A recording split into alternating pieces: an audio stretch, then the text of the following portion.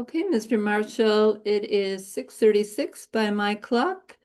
Amherst Media is with us. The attendees are coming in. You are the co-host of this meeting. We are recording. I believe we're good to go. All right, thank you. You're welcome. Welcome to the Amherst Planning Board meeting of May 21st, 2025. My name is Doug Marshall, and as chair of the Amherst Planning Board, I am calling this meeting to order at 6:35 p.m. This meeting is being recorded and is available live stream via Amherst Media. Minutes are being taken. Pursuant to Chapter 20 of the Acts of 2021 and extended by Chapter 2 of the Acts of 2023 and further extended by Bill H.22 or 62 as amended by Senate Bill 2506, this planning board meeting will be conducted via remote means using the Zoom platform. The Zoom meeting link is available on the meeting agenda, posted on the town website's calendar listing for this meeting, or go to the planning board webpage and click on the most recent agenda, where the Zoom link is listed at the top of the page. No in-person attendance of the public is permitted. However, every effort will be made to ensure the public can adequately access the meeting in real time via technological means. In the event we are unable to do so for reasons of economic hardship or despite best efforts, we will post an audio or video recording, transcript, or other comprehensive record of proceedings as soon as possible after the meeting on the town's website. Board members, I will take a roll call. When I call your name, unmute yourself, answer affirmatively, and return to mute. We believe that Bruce Coldham is not going to attend tonight. Fred Hartwell. Fred Hartwell is here. We are not sure whether Jesse Major will arrive. I, Doug Marshall, am present. Johanna Newman. Here. And Karen Winter. Here. So we have 4 board members present, which is a quorum. Board members, if technical issues arise and the discussion needs to pause to address the problem, it will be noted in the minutes. Please use the raise hand function to ask a question or make a comment, and I will call on you to speak after speaking, remember to remute yourself. To the general public comment item is reserved for public comment regarding items not appearing later on tonight's agenda. Please be aware the board will not respond to comments during general public comment period. Public comment may also be heard at other times during the meeting when deemed appropriate by the planning board chair. Please indicate you wish to make a comment by clicking the raise hand button when public comment is solicited.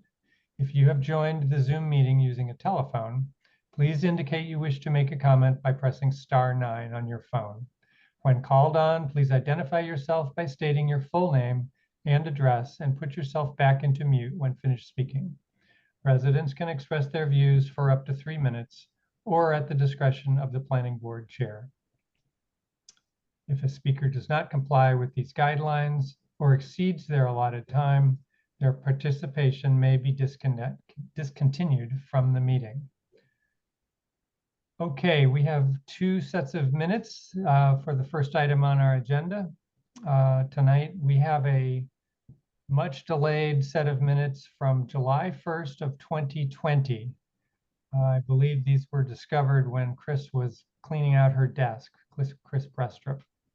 So I seem to be the only member of the current board who was at that meeting. And as far as I'm concerned, they look fine. Do any other board members have comments on those minutes? All right, why don't we go ahead and do a quick roll call just to formally accept them. Starting with you, Fred. Mr. Marshall, do we have a motion and a second? Oh, okay. I will so move. All right, Karen, you got your hand up first. You know, this is March. In the discussion. I'm sorry, we lost your audio. Go ahead. Can you hear me? Yeah, when you face the screen. Okay. Can you hear me now? Yes. Okay. So the March, are you talking about the March 5th? The March 5th? No, No, I'm talking about the July. Okay, March sorry. 2020. Okay, forget it, and I agree. I'm second or whatever. okay, So Fred made a motion and Karen made the second. okay. All Got right, now we have the motion. Now we can have the vote. All right, starting with you, Fred, Aye. and Johanna Aye. and Karen, I, and I'm an aye as well. That's 4 in favor, 3 absent, Mhm. or 2 absent and one down on the board. All right, now, Karen, now we'll talk about the March 5th, 2025 minutes. okay, that, if you go to discussion, point 7, there's something, the suggestion was made to add short-term rental language into the student home definition would not be impacted. The would not be impacted somehow probably shouldn't be in there, the whole On sentence. what page? What page are you on? Page 4, Page 4, okay. Soon choosing to live in the community.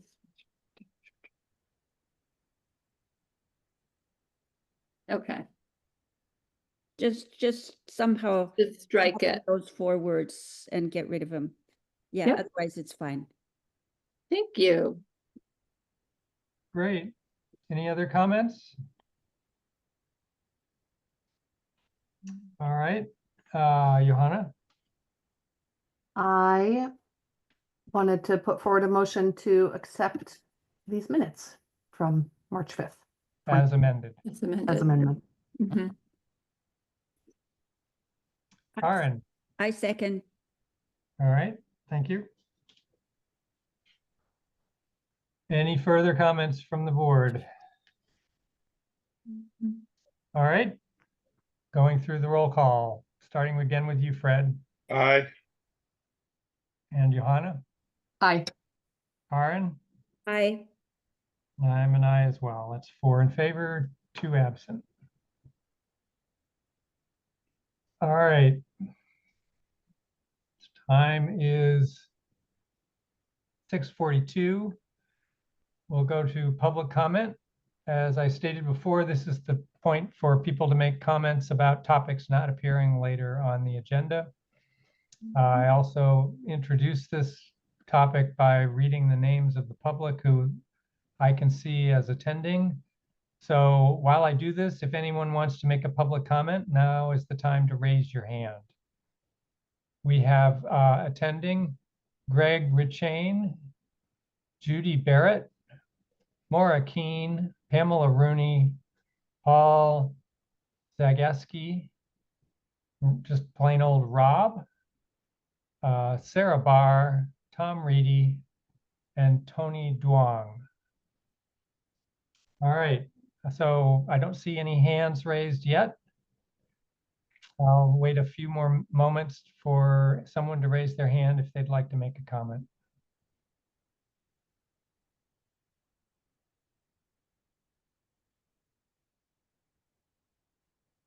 All right, I'm still not seeing any hands raised, so we'll go on to the third item on the agenda, which is the presentation of the draft housing production plan of 2024. This is a presentation from the Barrett Consulting Group, and they're looking for our comments on the draft that was circulated. Pam, I guess you need to bring some folks over. Mhm. I have invited Greg Rashan, and I have invited Tony and Judy Barrett, both from Barrett Planning Group. Judy, is that everybody from your group? Tony and I are on tonight. Okay. So welcome. Thank you. Nate, is there anything you want to say to introduce this topic, or shall we let our guests go right into their presentation? Thanks. Yeah, I think we could let the consultants, Judy and Tony, I was gonna say the board, eventually the board has to approve it. I think they'll go into that, and then it goes to town council and then the state. And so if you have any questions about the process, they can answer it, or staff could answer it. All right. Judy and company, I guess you're on. So I'm just going to introduce us, and then I'm turning this whole thing over to Tony, who has worked tirelessly on this project. I'm Judy Barrett. I think I know some of you. I've worked with Amherst before. It's lovely to be back. We have enjoyed this project. Your staff has been fabulous. There's just been a lot of good information that came out of this. Tony's going to walk you through kind of the pieces of the plan and really focus, I think, mainly on what the sort of action items are, the goals and the action items, but we're happy to take questions or comments on any aspect of the presentation. But I think with that, it's best if I turn this over to Tony, who has a whole presentation ready for you.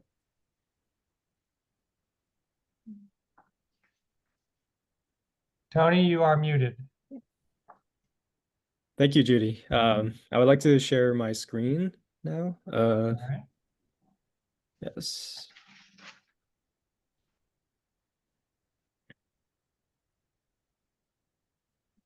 Okay. I hope you are all able to see this. Yes. Great. All right. So, hello, everyone. I don't think I've met any of you here tonight yet. I know there are a few members in attendance that we have met through this process, but so for everyone, my name is Tony Young. I'm from Barrett Planning Group, and Judy has kindly introduced us already. So, tonight we'll go over this housing production plan and answer any questions or concerns that you may have at the end. All right, so we'll go over the project overview, the key findings, goals and strategies before wrapping up with the next steps in this process, and we'll close it out with questions. All right, so very generally, the purpose of a housing production plan is to assess the housing situation in the community and outline the actionable steps that we recommend to for the town to help resolve those any identified problems. So to be a certified plan under EOHLC, it must follow their guidelines under Chapter 40B, which requires that there is a certain level of affordable units in the community. So to its credit, the town does not need one because you already have over 10% affordable units, but because the town has decided to pursue developing this plan anyways, because the town has acknowledged that it's in a very precarious situation in regards to housing and the affordability crisis that's being driven by student demand. So the purpose of this plan, as of right now, is to outline the goals and strategies, to address such housing demand that's being driven by students, to address the growing needs for affordable housing, encourage housing development in several areas across town, and promoting equity across income levels and demographics, and that these strategies and goals also have to be realistic, at least in the housing market in town. So these are this is a table of the HUD income limits. So this shows the levels of household incomes that informs this plan essentially. So in the Springfield metro area, that's delineated by the housing of urban development. The median income, say for a household of 4, is $109,000 and $109,500. And for a household of 2, if they're at 30% AMI, their household income would be $26,300, for instance. So this HUD's definition of affordable units are those that are income restricted to households at or below the 80% AMI. So that's the row that's highlighted orange at the bottom. But this plan does aim to create housing opportunities, for all income levels, and not just those that are defined as affordable by HUD. Right, so, the plan seeks to answer, what, is the problem exactly in town, and what is causing or contributing to it. What options that the town can, put together to address these problems, which of these solutions would be the most effective, what resources would be needed for these strategies, and what barriers are standing in the way and how the town can overcome them. And so this plan is organized into 3 distinct components: the housing needs assessment, the housing goals, and implementation strategies that each sort of answers the general questions of, where are we, where do we want to be, and how do we get there? And so this is sort of visualizing the series of community engagement outreach efforts that we have done in the past year, beginning in August of 2024. We set out to conduct these events to open opportunities for residents and members of the public to ask questions and share their concerns, ideas, and that ultimately help shape this plan. So we are incredibly grateful to everyone who has participated in this past year.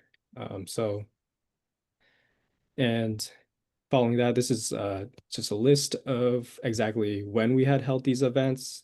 So we have now entered the public comment period in the bottom right.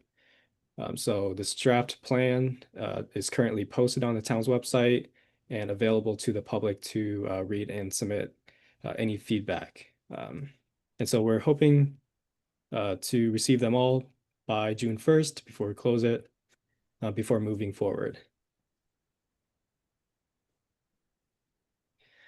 All right, so now we'll get into a few compelling data points that sort of confirm some of the housing issues that we've been hearing, but also shedding light onto others as well.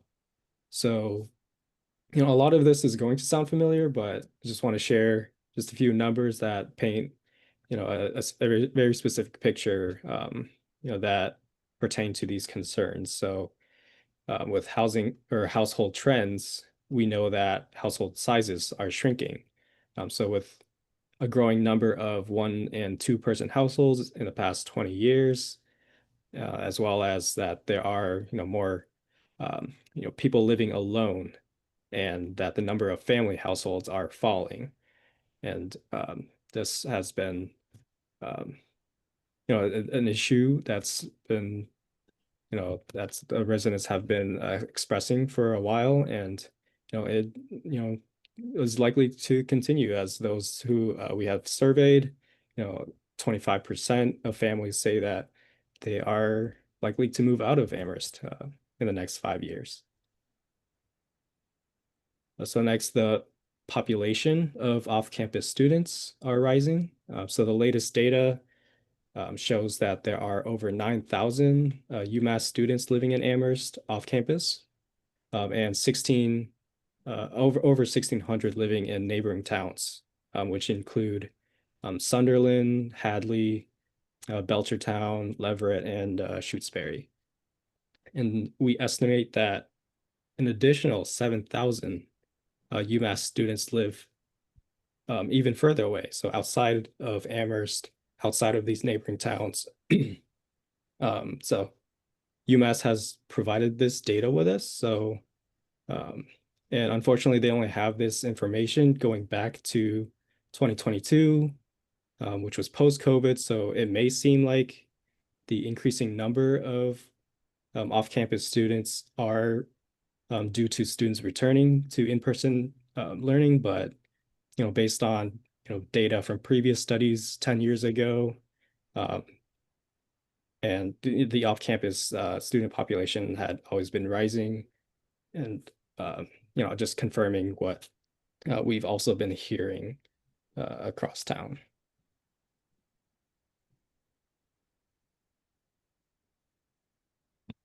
Right, so unsurprisingly, rents in Amherst are higher than in the metropolitan area as delineated by HUD.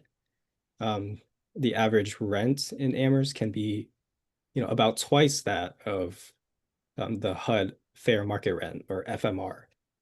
So this is a problem because a lot of housing programs are required to use HUD numbers to establish eligibility criteria for tenants. So, if a household of two wants to rent a 2-bedroom apartment, at a median rent of $2,100, they would need to earn, for instance, $97,000 in order to not be burdened by housing costs. Home prices have also risen to unaffordable levels. So last year, the median sales price for a single family home was nearly $600,000. A household would need to have over $200,000 in income in order to comfortably afford this and not become, quote unquote, house poor.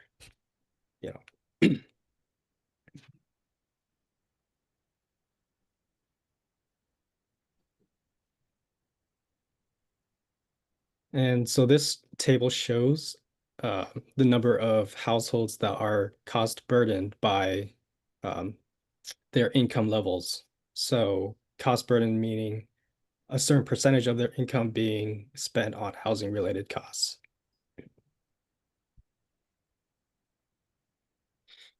So it's over 4,000 households, as shown in this table, are cost burdened, and that equates to over 40% of the total number of households in Amherst, and that includes both renters and homeowners. And this number also includes off-campus students as well, but we estimate that they count for approximately 1,000 to 1,500 of this total. So still a substantially large number of households that are very cost burdened and struggling to pay for housing. And looking at permanent year-round households, well, first, this table categorizes these households that are cost burdened by household type. So those that are elderly households, those are households that contain families, as well as a mix of both or neither. So other non-families, which include a large population of off-campus students. But we do want to highlight that we found that, elderly non-family households, over half, 51% of them are cost burdened. And for small families, so households, as defined in the small text, small family households are 2 persons, neither 62 years or over, or 3 to 4 people. 31% of those households are cost burdened.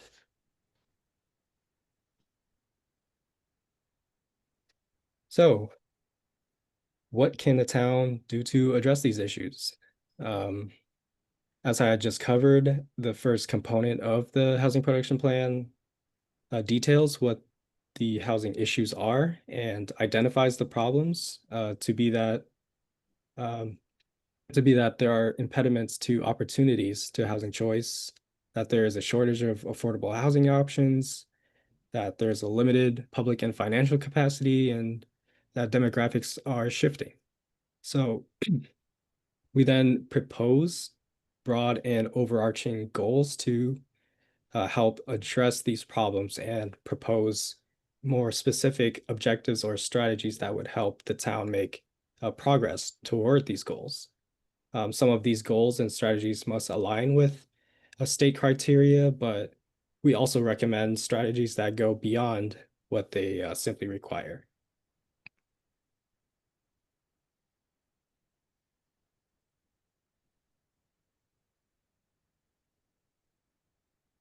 So these are the requirements established by E EOHLC for housing goals, affordable housing goals.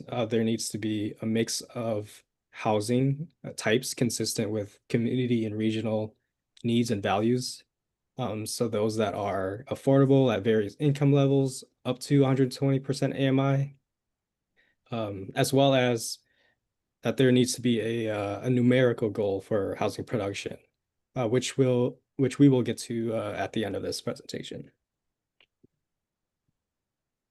And for implementation strategies, they have 5 listed requirements. One, to identify areas or zoning districts to in which to modify current regulations for the purpose of creating affordable or SHI eligible housing units. To identify specific sites for which the municipality will encourage the filing of comprehensive permits, characteristics or identifying characteristics of any proposed housing development that would be preferred by the town, identify municipally owned parcels where the town will, issue RFPs to develop affordable housing and to participate in a regional collaboration to help address these housing issues and development, not just in Amherst, but in the surrounding area. So there will be several goals and strategies incorporated or that incorporate those requirements, but nevertheless aligns with values that the residents and stakeholders, town officials, and everyone and people in the community have expressed that we have interacted with. And so, moving on to the goals themselves, this plan organizes them as well as the strategies into 4 major themes. 1, expanding opportunities for housing choice. 2, ensuring affordable housing options. 3, building public and financial capacity. And 4, last but not least, managing shifting demographics. So the first major theme, to expand opportunities for housing choice. This theme presents the problem to be that regulatory barriers create additional impediments to housing development and lead to a shortage of diverse housing types and overall housing supply. So to help the town address this problem, we outlined a few goals that that directly tackle this. So creating more diverse and inclusive housing types for all residents, and for different demographics, a diversity of demographics, streamlining housing development by reducing and minimizing regulatory barriers, and predicting or enhancing predictability in the approval process. And third, promoting higher density apartments, missing middle housing, and mixed use development.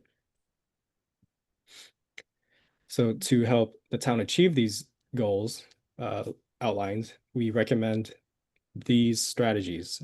So the report is going to have a much more detailed context and reasoning behind them.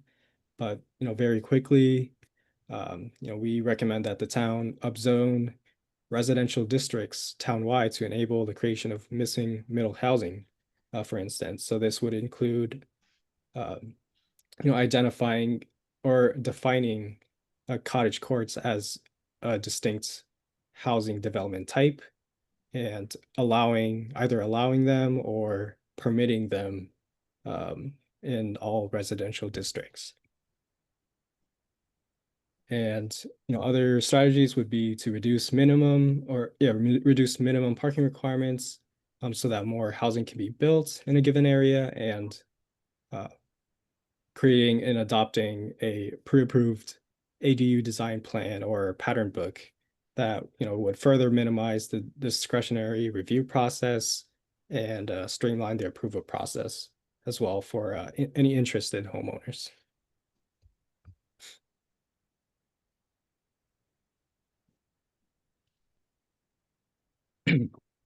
So, excuse me.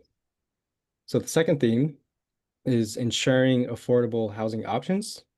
So the problem statement here, Amherst faces a major shortage of safe, decent, and affordable housing, particularly for extremely low and very low income renters.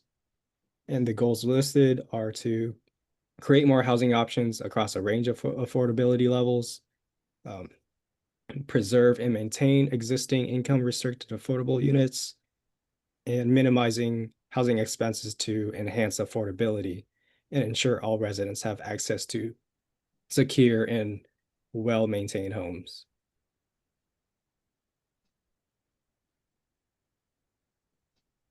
And the strategies that we recommend for this, we propose that the town amends the inclusionary zoning bylaw to encourage more low and middle income units, and to strengthen land trusts to preserve and create affordable home ownership opportunities, among other strategies here as well.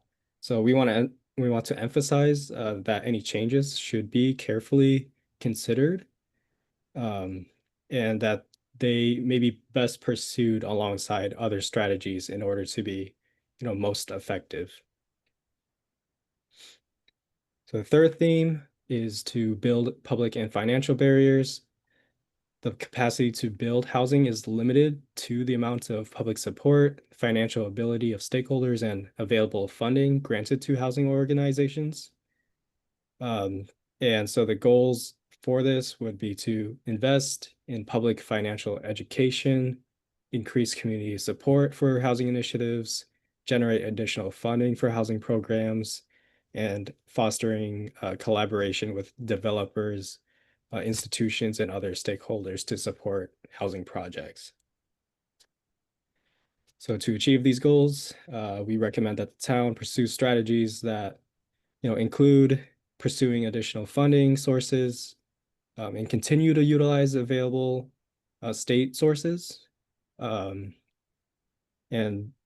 empowering private and nonprofit development partners to increase the local housing supply, and delegating that to outside entities. So to best increase the overall supply, essentially. In the fourth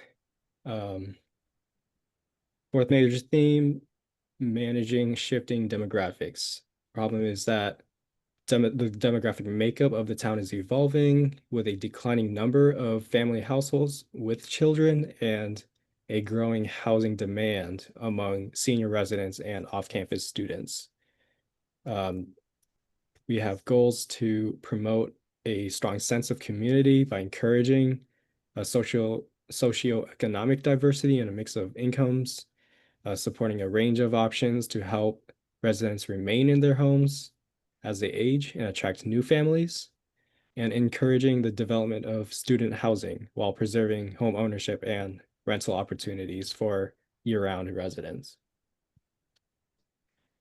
So strategies, first and foremost, the town needs to build more housing for students. The demand is overwhelming and continues to displace long-term permanent residents. So this must be addressed if the town wants to alleviate any pressure on the housing market. So fortunately, the academic partners have expressed interest in creating more housing in the near future. So it's important that the town, explore these opportunities with them, and continue to foster these town-gown relationships. And other than students, the town should also prioritize minority residents, senior residents, and residents with disabilities, among others, in other ways as well. And again, there are more details in the the draft document, so please read through that for more information. All right, so the production target is just one metric, one quantitative metric against which the town can evaluate its progress towards these goals and strategies. EOHLC guidelines state that each year the town has to produce 0.5% of its current year-round housing stock as SHI eligible or affordable units. So that amounts to 53 units each year, or 265 units in 5 years. So clearly, housing needs in Amherst exceed far beyond that. So with that said, this plan recommends that Amherst produce between 700 and 900 units in 5 years by 2030. So, with a mix of both affordable and market rate units. Based on conversations that we've had with the community and the history of housing development in Amherst, we feel like this goal is within reason, but large enough to actually make a tangible difference in the town's affordability crisis. And again, there are thousands of households and residents struggling every day, so there needs to be immediate and comprehensive action. Right, so wrapping up, the public comment period closes on June 1st, so please read through the draft by then and submit any feedback that you may have. We will incorporate any necessary revisions into the final reports and then submit it to you again before you decide to vote to approve, hopefully sometime in June. And then the town council will have to take a vote on that to adopt the plan before it is submitted to the state for certification. And then after that, the real work begins. So, all right. So if anyone has questions or comments, please feel free to share. All right, thanks, Tony. So I'm sure a number of us have comments. Do you want us to hold them and submit them in writing, or is this a good forum for you to receive comments? Yes, we can directly address a few of them now within the time that we're given tonight. Okay. Karen, I saw your hand. Do you want to start? The interesting part about the families, was it the families that said that they were leaving in 5 years? And is the fact that we are having such a reduction in families with children, have you seen that as being primarily linked to the affordability of housing? Or is that beyond the scope of what you've looked at? Yes. So in the survey that we shared with the public, these families, everyone who responded to the survey, they note reasons for why they leave. And many of these families who say that they are leaving, the number one reasoning is that housing costs have become too high. I don't know the exact percentage, but it is the number one reason for why they are leaving, for those who say that they are leaving. Johanna. Great. First of all, thanks so much for the presentation, Tony. I've been following this process, since it got started, and it's exciting to see us get to this point. I had just one question about, and this is like a little bit of a macro question, but can you just talk about, like, we're not required to do this plan by the state, but we've decided as a community that we want to do one and go ahead and move through the process of, doing all this public engagement, developing a plan, having our town council, potentially approve it, having the state approve it. What's the idea behind all of that? Is it to give a market signal, or to just like indicate that, you know, the town has done its due diligence and this is our intention and that it has the potential to, I don't know, like remove hurdles to implementing some of the recommendations. Can you just provide a little bit of context about like why this is a useful exercise to go through? Because I don't think it's binding, but correct me if I'm wrong on that. Yeah, no, you're totally correct. I wonder if this is a better question for Greg or Nate to answer. I agree. I agree, because it started with the town, not us. So I think that the town actually, to your credit, jumped in to do this. But I think the sort of rationale behind it, the staff were going to be in a better position to answer than we can be. All right, Nate.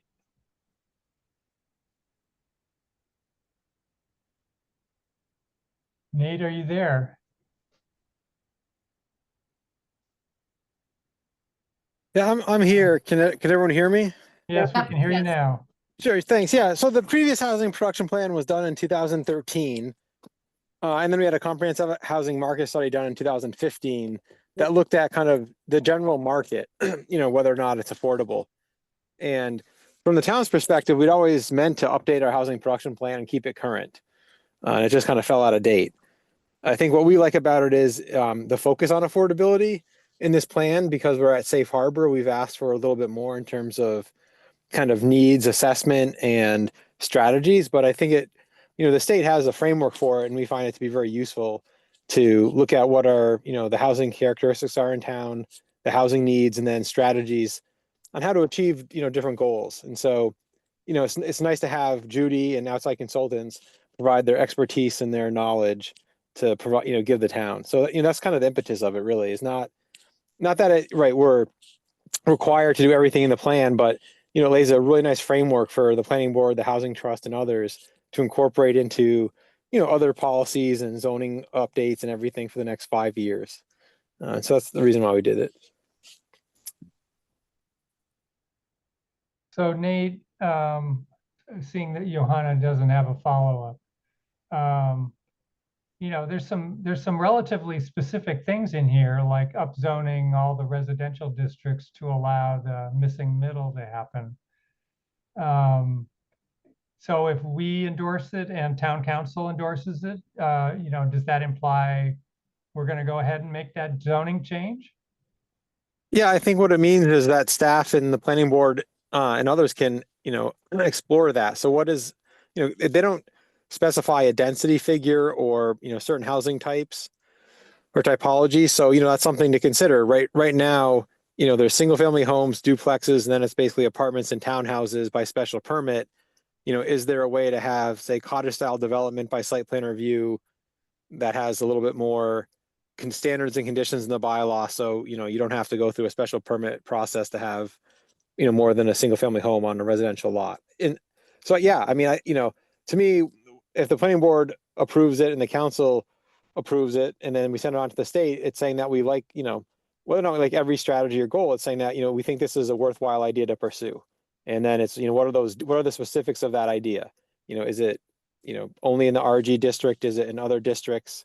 Is it redefining, you know, Mandy, Joe, and Pat had a zoning amendment a few years ago that had definitions for a triplex and a quadplex, and staff has often talked about having tiered approaches to a definitions of apartments. And so could you have, you know, apartment 1, which is say 3 to 8 units, just for instance, that could be by site plan review in residential districts. And, you know, then there's other tiers of apartments that are allowed through different permitting.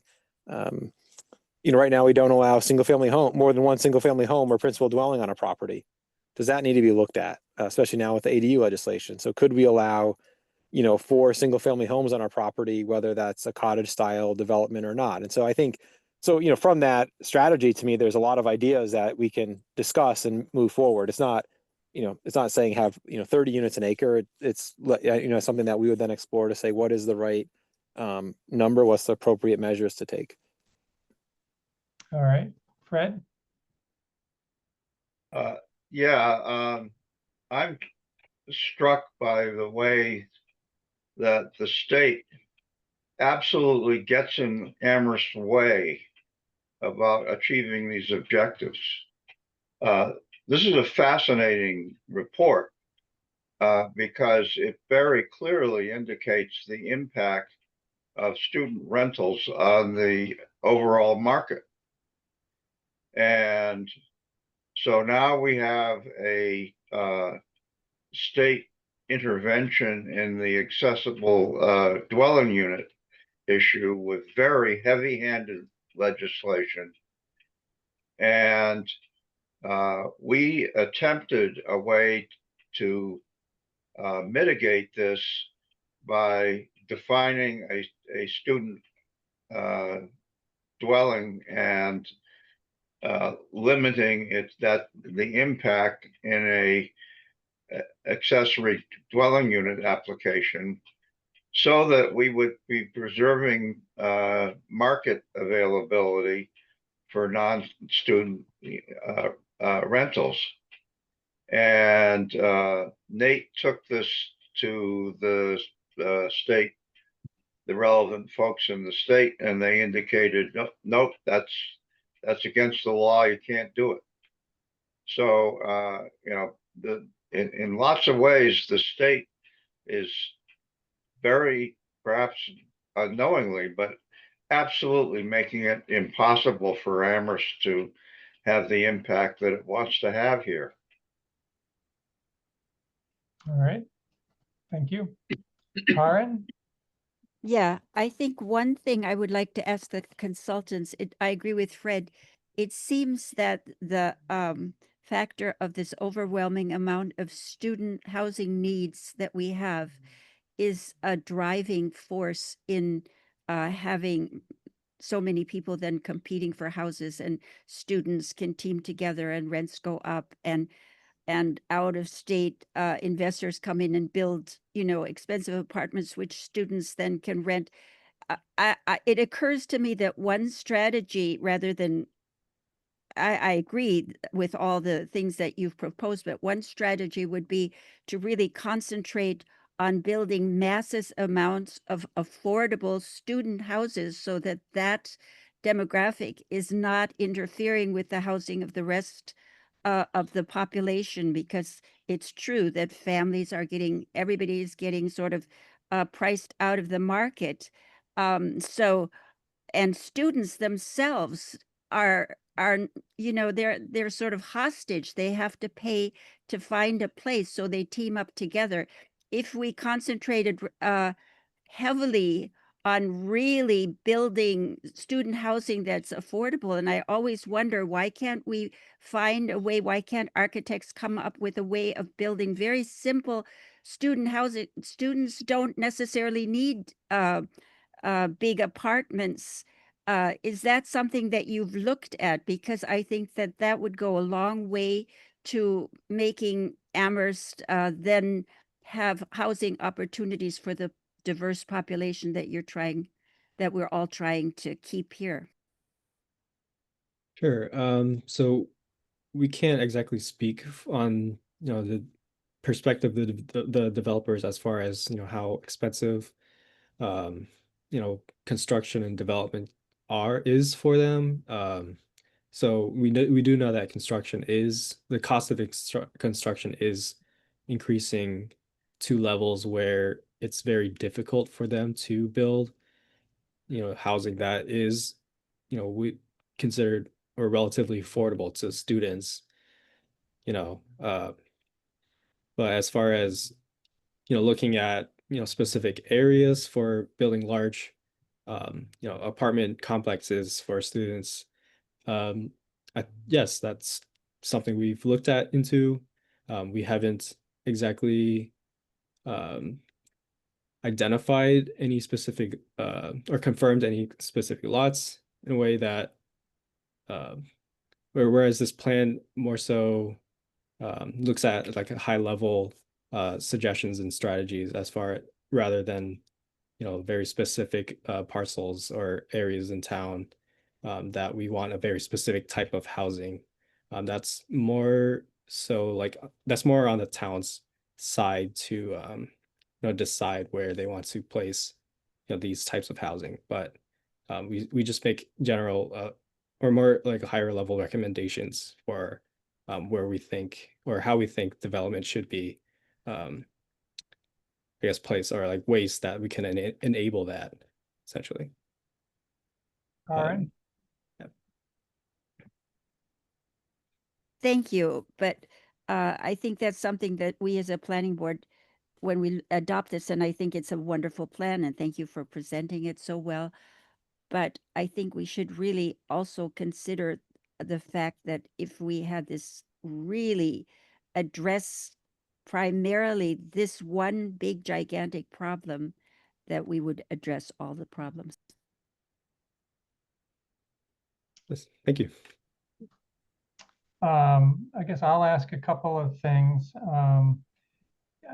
You mentioned that there were probably 7,000 students who live outside your study area.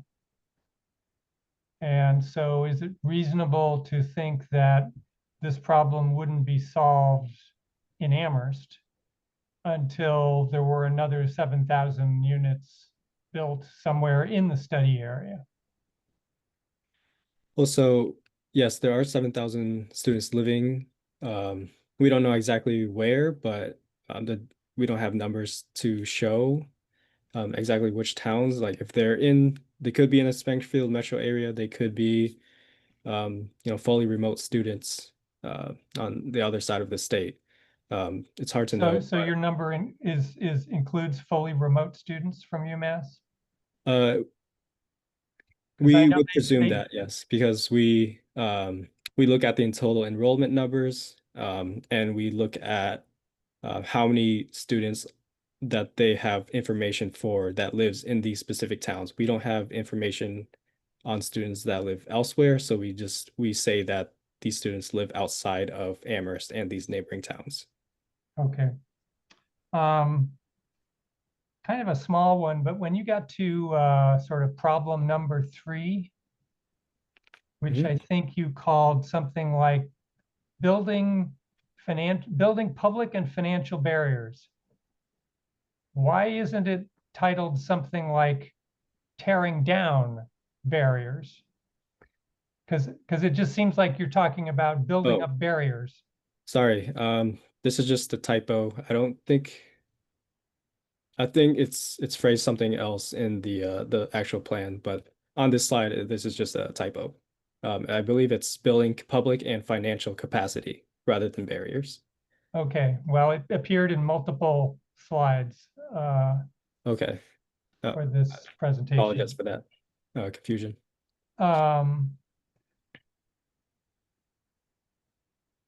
Yeah, and I guess, I will sort of echo some of what maybe it was Johanna that said at the beginning. The level of obligation is sort of a puzzle to me on this, because there's certainly a fairly vocal group that doesn't want to change very much in this town. And so I guess, I guess we don't have to do it at all. We could do it and get it certified and then ignore it. And would anybody at the state level mind if we just didn't would there be any penalty if we didn't take any action toward meeting what this plan proposes?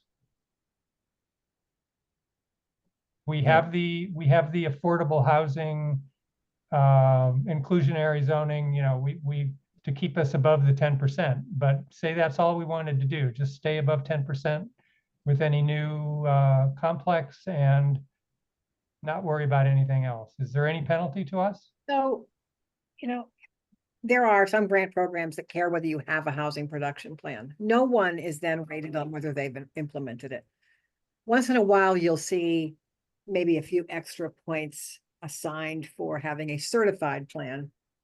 But you folks are in a funny position because you don't need a certified plan. You're already over 10%. The certification is really benefits towns that are below 10% that are trying to work toward it. So that certified plan gives them an opportunity for a breather between comprehensive permits. But you're in a very different position in Amherst. So it almost doesn't matter whether your plan is certified. But as a planner who's been in this field for 36 years, it pains me to think that we might be preparing a plan that no one's going to implement. So, I'm not going to say there's no penalty. I think that not implementing any kind of plan is a potential loss for a community. Thank you. You're welcome. And then you had the community target range for housing production of 700 to 900 units in the next 5 years. Is that a number you came up with, or how did that, who generated that number? Sure, it was a lot of back and forth between conversations with town staff, as well as the housing trust as well. We've met with them a few times, and I believe we settled on this number that we feel that sort of has the largest consensus as far as what's feasible, but also it's a balance between what's feasible and how much housing we need or Amherst needs in order to make a tangible dent, right? And so Okay. Yep. All right. Well, I mean, it's basically, I mean, given that the Housing Trust is advocating for affordable housing, that's their mission. Staff may share that sentiment. And it's just not clear how widely supported that goal is, and whether I guess we'll see in the conversations at this board and at town council whether that's something everybody can get behind. I feel like I'm kind of playing devil's advocate tonight. I understand. Yeah, and but we've certainly had enough fights about making any tiny little changes to the zoning in this town that a lot of what you're proposing is pretty revolutionary in terms of what many people can tolerate. Well, to some extent, maybe in fairness to us, there are certain requirements that a housing production plan must address. If you're going to have an HPP and you want the state to approve it, there are certain things it must include. One of which is areas where you would change your zoning to increase the supply of affordable housing. So what we're trying to do as consultants is say, if you want a housing production plan that's going to be approved by the Commonwealth, we know there are certain types of activities that need to be in this plan. All right, Great. Great. Johanna, and then I'll open it up for public comment. We still have about 8 members of the public here. Great. I guess this is also a question for staff. I feel like at our last meeting, we walked through the units added in Amherst over the course of the past 5 years. And I was just wondering if anybody had those numbers at their fingertips to see whether getting to 700 to 900 by 2030 would be kind of a dramatic increase in the slope of our housing production, let's say the past 3 to 5 years, or whether it would be a continuation of it, or whether it would, potentially even be a decrease. Does anybody have those figures at their fingertips? This is Nate. So we, typically when we've applied for housing choice designation, they ask if you've, how many units you've produced. And so, we produced about, 400 to 500 in the last 5 years. Permitted. So, number of units, net new units that receive a building permit. So it's been about 500 units. And, the shift has been from a lot of single family homes to mostly multi-unit. There's a mix, I guess, some ADUs. Mm-hmm. But, I think for this plan, it is a bit of a push. But I think, to Doug's point, a lot of the zoning in Amherst has been in place for a long time, and, it hasn't changed or adapted very readily. And so, like to me, the University Drive overlay is a nice example. Trying to come up with some missing middle housing is really interesting because, it hasn't been permitted very well. it's by special permit, and we have two nice examples in the last 10 years, but there really hasn't been kind of significant infill. We have bigger apartment buildings or mixed use buildings, and maybe those need to be examined in terms of, like I said, tiered definitions to allow them in different places. Do we change our zoning districts on the ground to say, okay, if these are areas where we want, certain housing or density or more, built up village centers, how do we get there? And so, yeah, I think it's, when staff met with the consultants, we said, don't put something that is, so feasible that it's like, okay, well, if they said 300 units, everyone would be like, oh, that's great, we'll meet that. But, really based on the need and what they found, the need is much greater than 700 to 900 units. And so to me, it's like, okay, well, we're taking that and they're saying, given the town's capacity, developers' capacity, could we try for 700 or to 900, right? There's a range. And I think, it's going to require zoning changes. It's going to require, some creative ideas, maybe more work with developers to try to get different kinds of housing. I think the student piece is really big. So where do we want student housing? We can have that conversation too. So.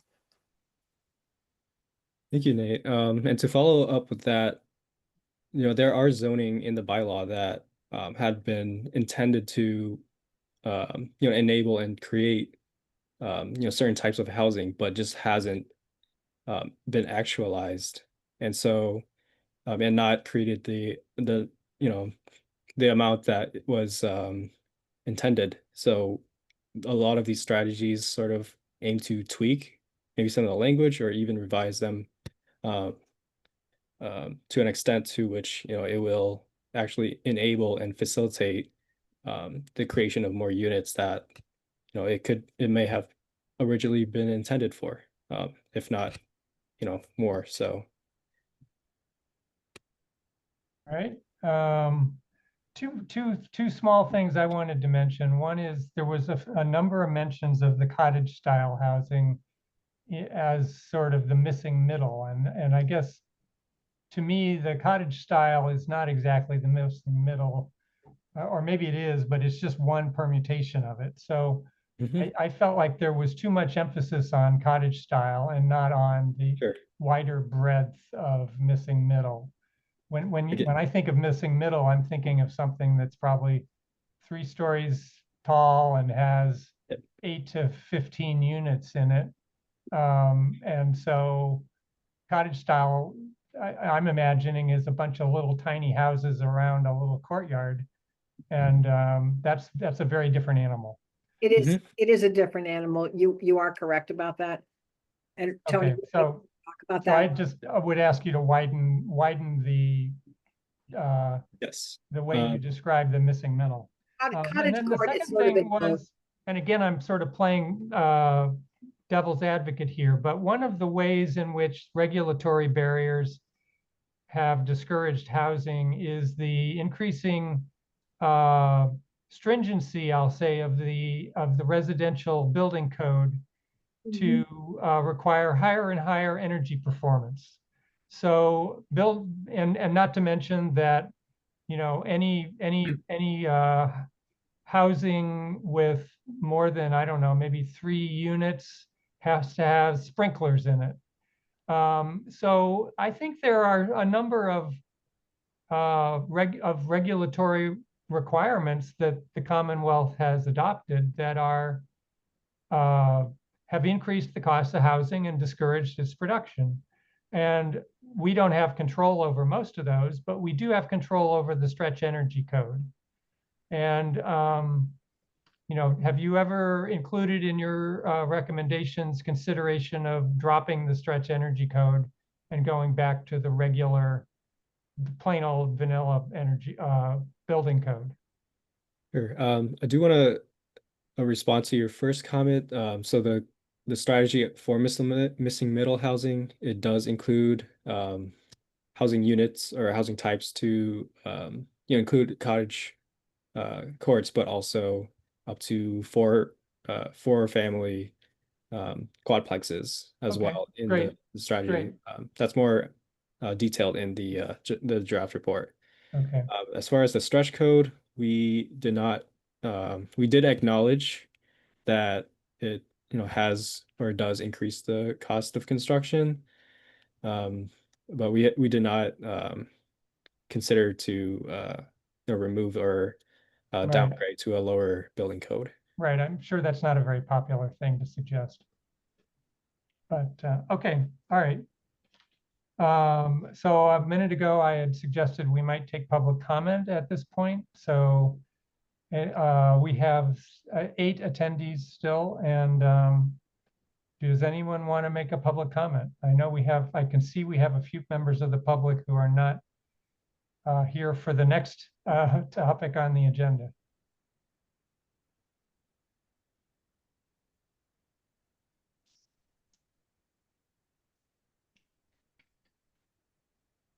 All right, I'm not seeing any public comment. Oh, there's one. All right, let's bring Pam Rooney over.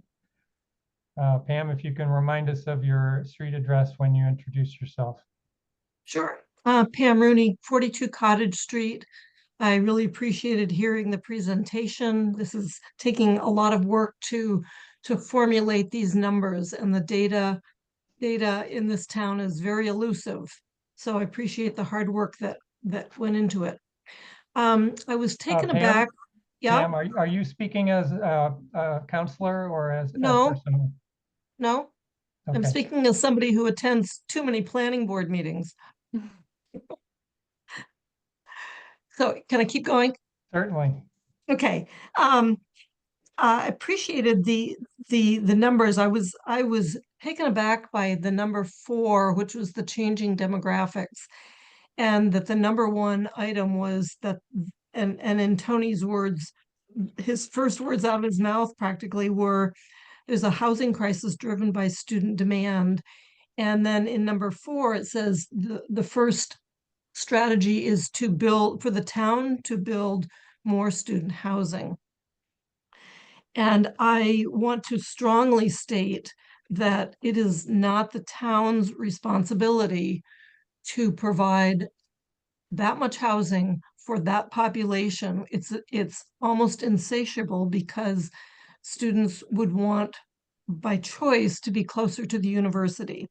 And we cannot afford to house them all. I would like the first item to be build more housing for workforce, that's somewhere between 80 and 120 range, AMI range. So when I look at the numbers that you gave for the EOHLC that targeted 265 units over the next 5 years, I heard your response and Nate's response that the demand is even higher than the 700 to 900, but that is 2 to 3 times more than most communities are sort of responsible for. And I feel strongly that we should try to target the 265 units. But my gut feeling is that the remaining 700 to 900 units is primarily because of the student demand.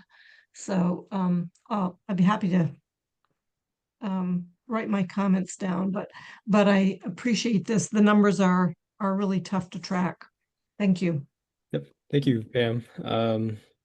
Yeah, to respond to you, so the strategy to build more student housing, maybe I didn't communicate it well, but we're not suggesting that, the town, builds more student housing as their responsibility, but to support the development of more student housing.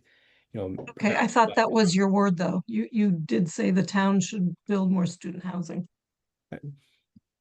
I apologize then, but we recommend that the town would support or facilitate the development of more student housing.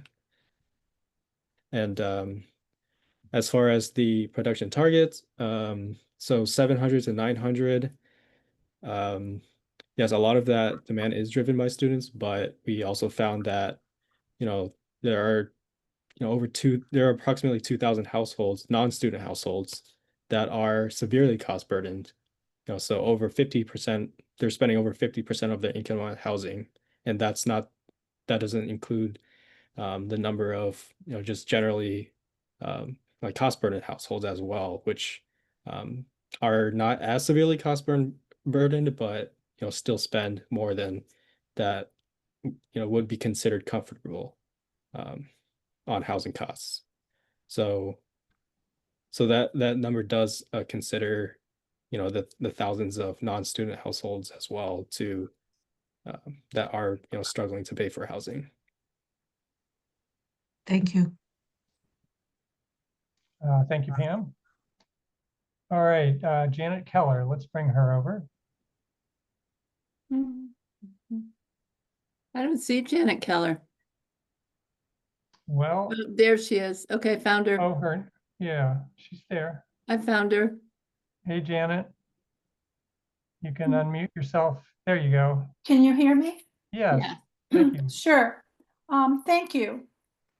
The first thing I wanted to say is I would be very sad if we ditch energy targets.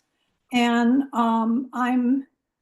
that would be because I would not want to lose the lifetime health and affordability benefits of of spending the money up front and then saving the money after in the ensuing years, and being healthier in your own house and in the neighborhood. And the only other thing I wanted to say was that I think the colleges should be more responsible for building housing and providing housing for their students as a general proposition. Thank you. All right, thank you, Janet. I don't see any other hands from the public. Any comments from the board?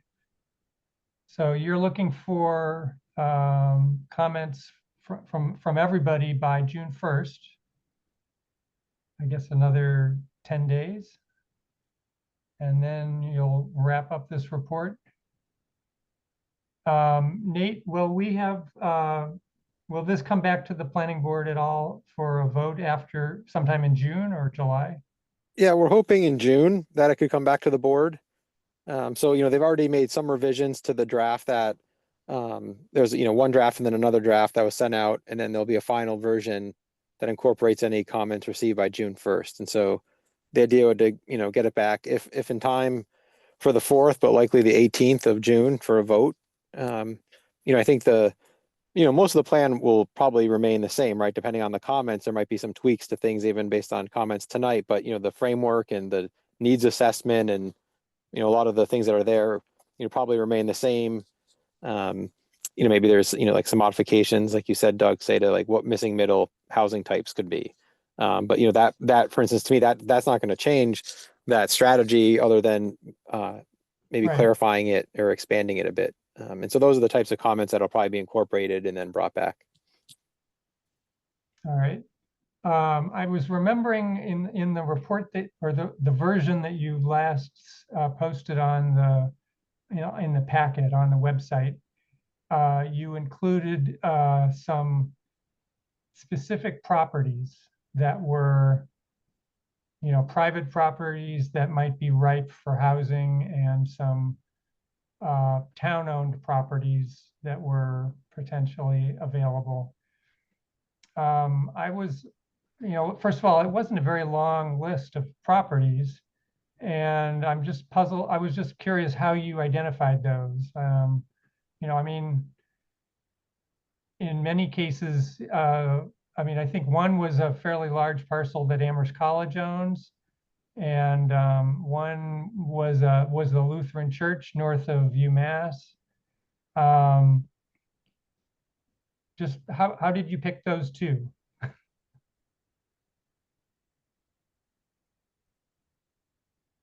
Nate. Sure, yeah, I think, some of it was staff, Greg and myself, reaching out to property owners, speaking with the town manager's office about potential properties where, the owner would be willing to be named. This doesn't obligate them to anything, but it could be there's potential for those properties. And so, what this plan can do is say, well, given this property's location, and some kind of land use parameters and design constraints, what types of housing could be appropriate there. And so the previous plan had looked at 4 sites, mostly private actually. Whether or not the owners were willing to be a part of it, here we reached out to owners and asked, would you want, could we use a property of yours? Like I said, it's more, this is just an idea. And some of it was, what are some properties that are in certain areas that maybe, are appropriate, as opposed to just picking a random site. Actually trying to say, okay, what are some sites that maybe could actually have, new development. And so that's where this went. And some of it was hopefully to have sites that could be, explored in the next few years for housing, as opposed to just, having kind of a conceptual design on a site that really isn't even, going to move forward at all. Okay. I guess I was just surprised by that, because I've envisioned that at some point, not too far in the distant future, most of the potential for, larger development of housing might be from consolidation of smaller parcels into a larger parcel, so that, because, there's so much land that's already protected from development in town that, there's not a lot of undeveloped land that's available to be developed. Right. Maybe I'm not right about that. Okay, so Judy and Tony, I hope this was a fruitful conversation for you. Thank you for coming. It was a nice report to read, and very comprehensive and legible. And I guess we'll see what comments you get in the next 10 days. Thank you so much. Yes, thank you. All right. So the time is 7:52. We generally take a break around 8 o'clock, and so I'm thinking this would be a good chance to do that. If you can, members of the board and staff, if you can mute yourself, turn off your camera, and when you come back, at least turn on your camera to let us know you're back. Come back at maybe 7:58. Thank you.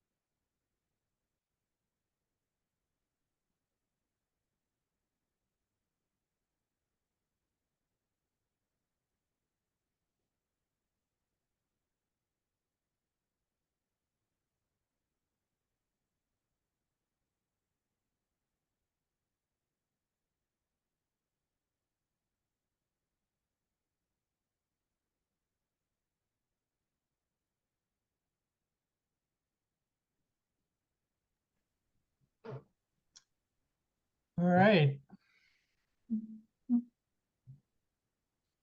Time is 7:58. If you are back at your camera, please turn on your video.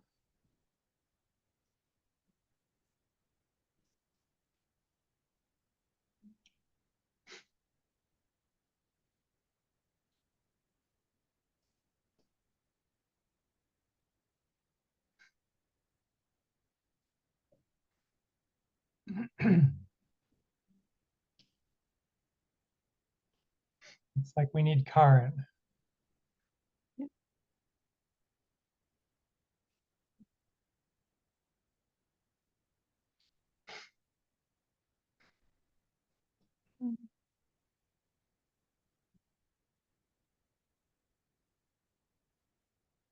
Yes, Johanna? I was just gonna say, can we assume that she's here, given that she's on the Zoom, and get started, or no? I don't know. I Okay. think I'd rather not. Just that we.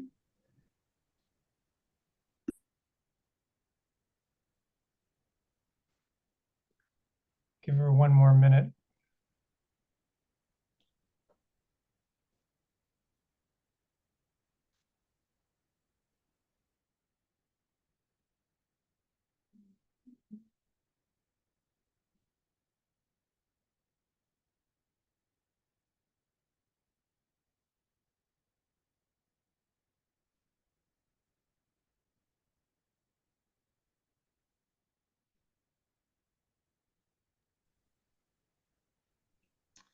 All right, I have 8 o'clock. Oh, Just sent Karen a text, so maybe she'll Okay. respond.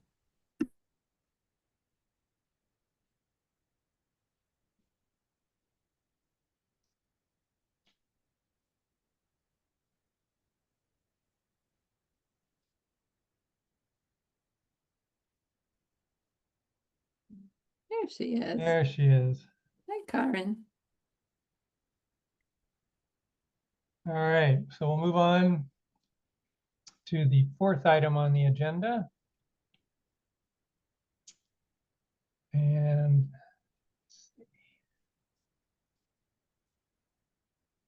okay.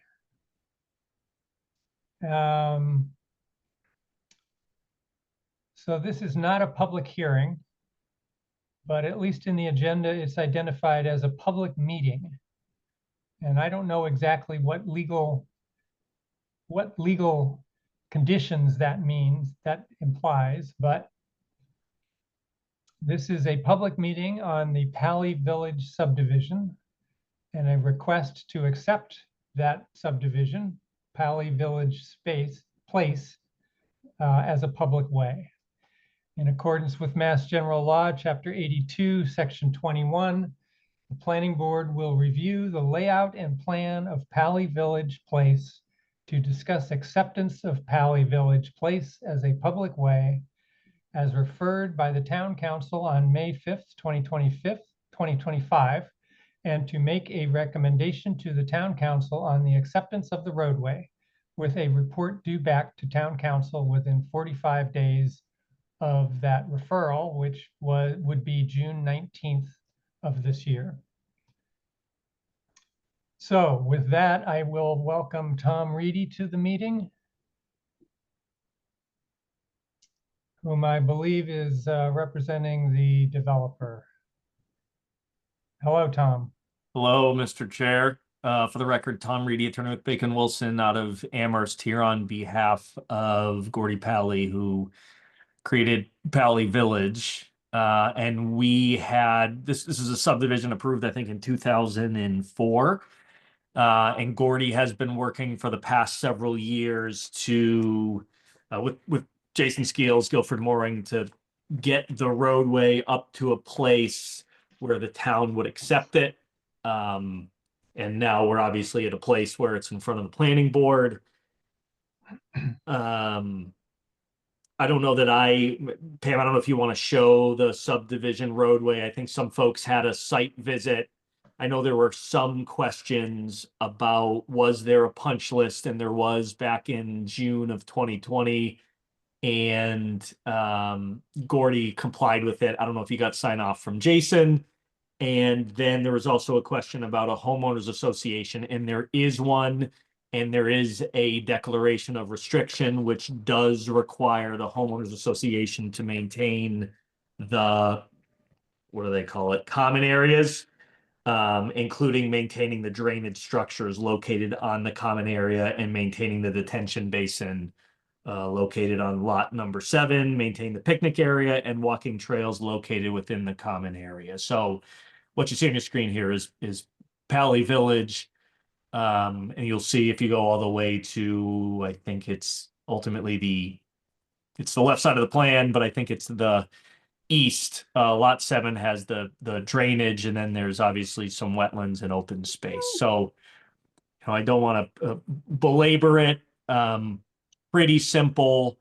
And I think, you know, we'd ask for a recommendation to town council to adopt it as a public way. But if there's certain things that need to be done ahead of that, we're happy to have that conversation. All right, thanks, Tom. Sure. I know Bruce and I had a site visit with Chris Brestrup. I believe, Nate, you conducted a site visit with a couple of other board members.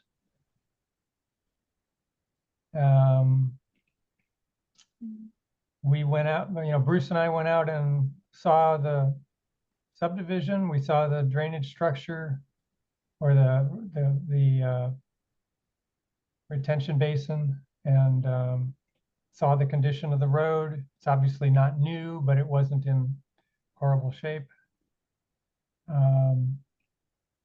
Fred? Yeah, I intended to attend the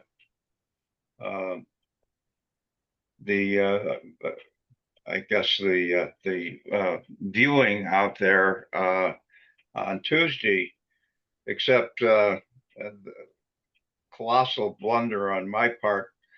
I mistook the next street east as where I should be, and then I called the planning office. I said, I'm here, but I'm not seeing anybody. And Chris drove out. And meanwhile, while I was waiting, and then I realized what I'd done wrong, and I drove over to Pally Village Way. And what's uncanny is the condition of both roadways. I had in my hand the report that was generated from Friday's viewing, and including a detailed description of the condition of the roadway, and both roads are almost identical in their condition. And so I said, well, it looks like I'm in the right place, because I'm looking at the road, and it exactly matches up to the description here, but I was actually in the next development over. But I did take the time. I eventually figured that out and went up and looked at everything in some detail.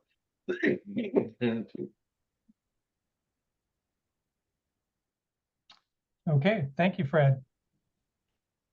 I don't know if anybody else went out there and wanted to report anything, but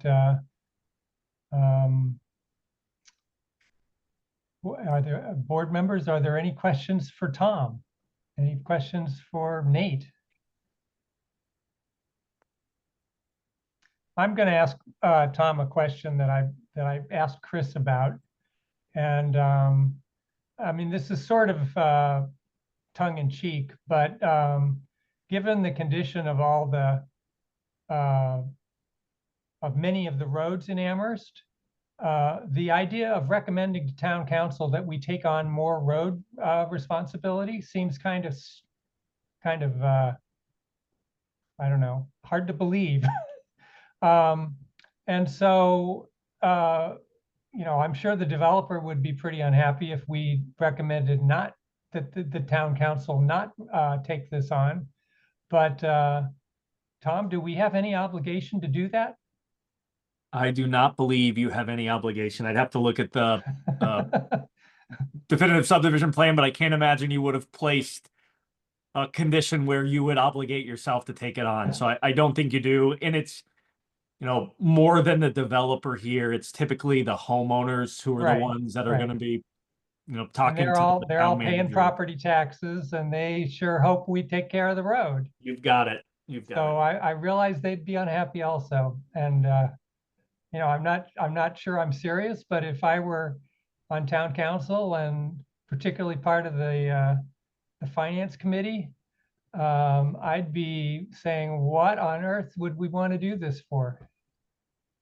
And, you know, and just a quick aside, you know, more recent subdivisions, and I think the most recent one was probably Vista Terrace. Chris or Nate can correct me if I'm wrong, but I think the one off 116 on West Street, Paul Cole subdivision, there was a condition of your approval where the town would never be asked to take the roadway. And so, you know, this one's a little, it's older, it's 20 Yeah. years old.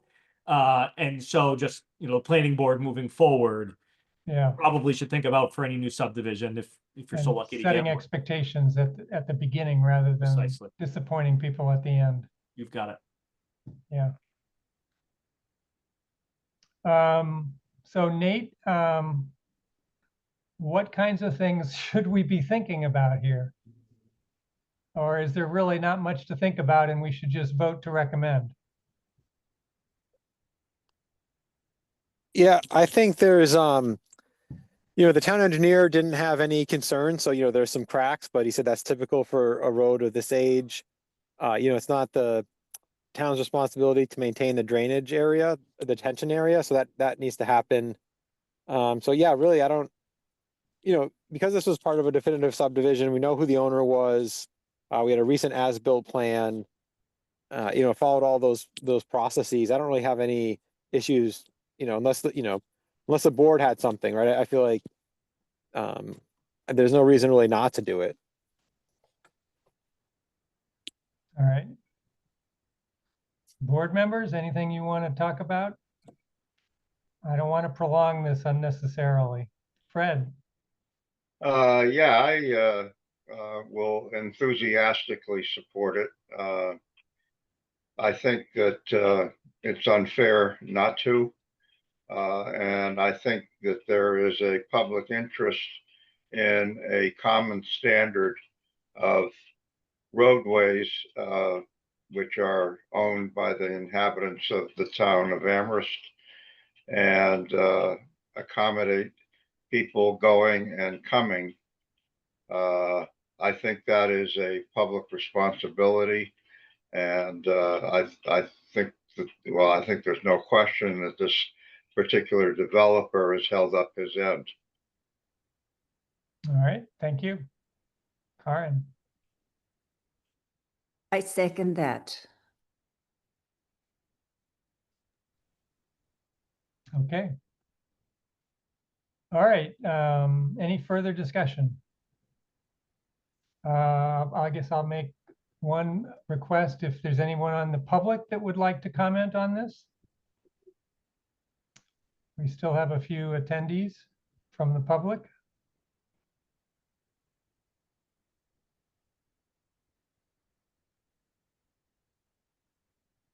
All right, I am not seeing any hands raised from the public.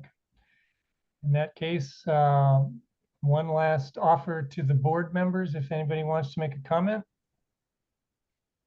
All right, in that case, we'll go ahead and do a vote. So we need a motion actually and a second. I'm gonna, maybe I'll just make the motion. I move that the board recommend to town council that they accept Pali Village Place as a public way. Johanna, Second the motion. thank you. Pam and Nate, was that an adequate motion? I believe so. Okay. Nate? Do you, Tom's shaking his head like Yeah, it was good. thinks it's okay. okay, All right. Okay, in that case, we'll go through and do another vote. Fred, it's your night to lead off. Okay, I vote aye. All right, Johanna, Aye. Karen,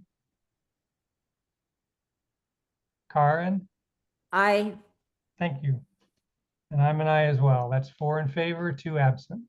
Thank you very much. Thank you, Tom. See you soon. You too. Okay. Good night.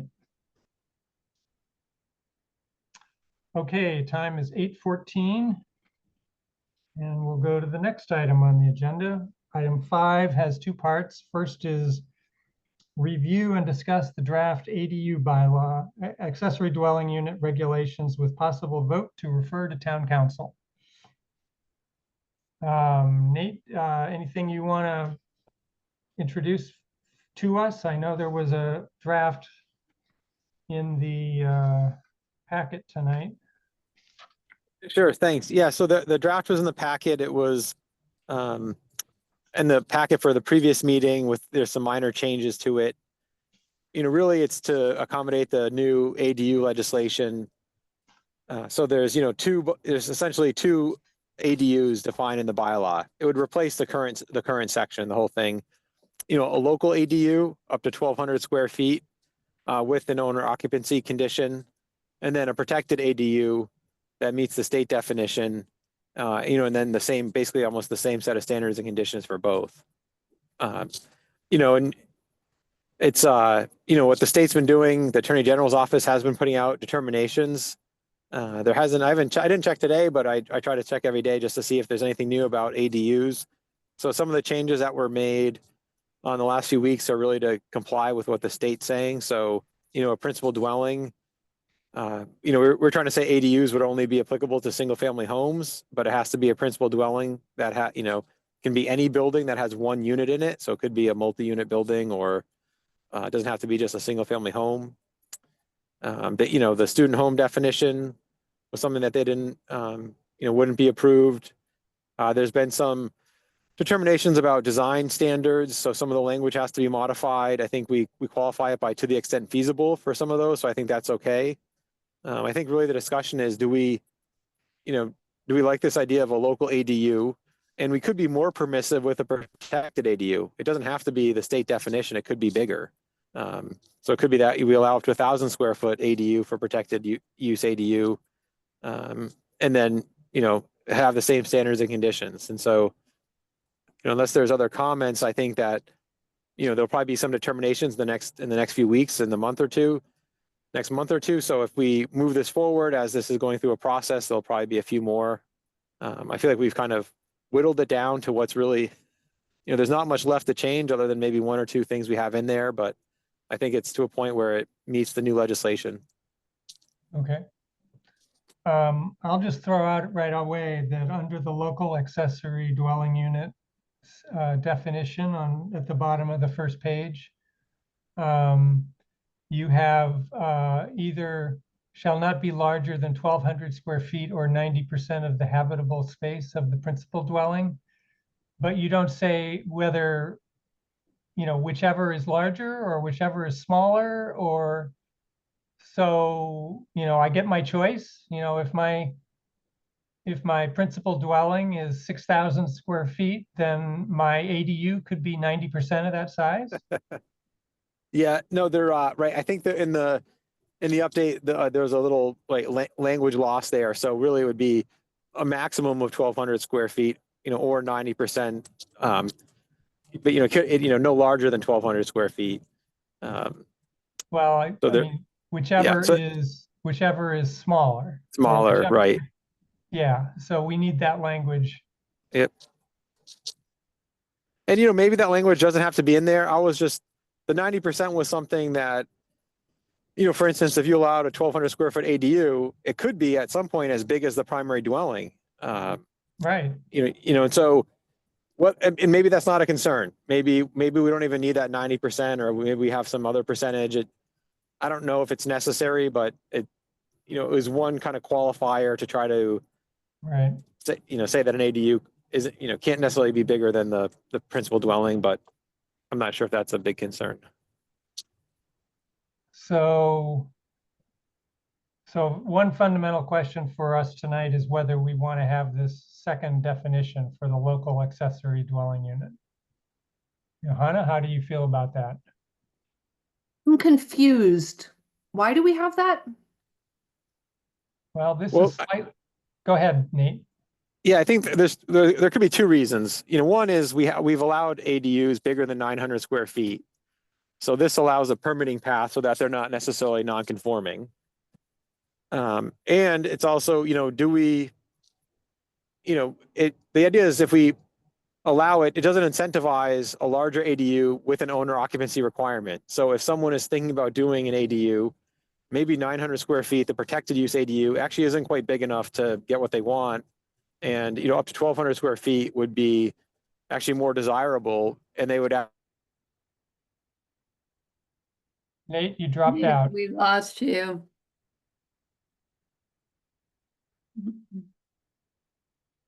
Nate?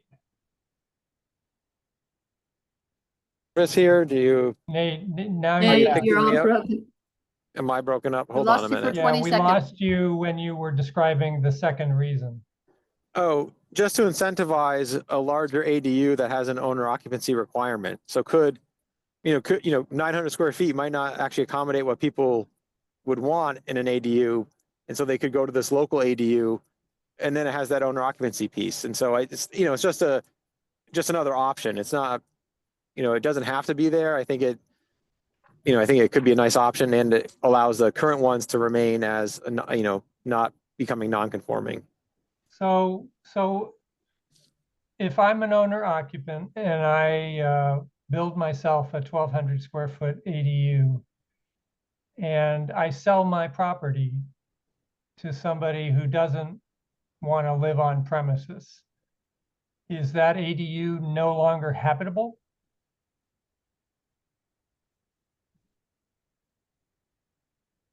Yeah, that's a good question. We've had that.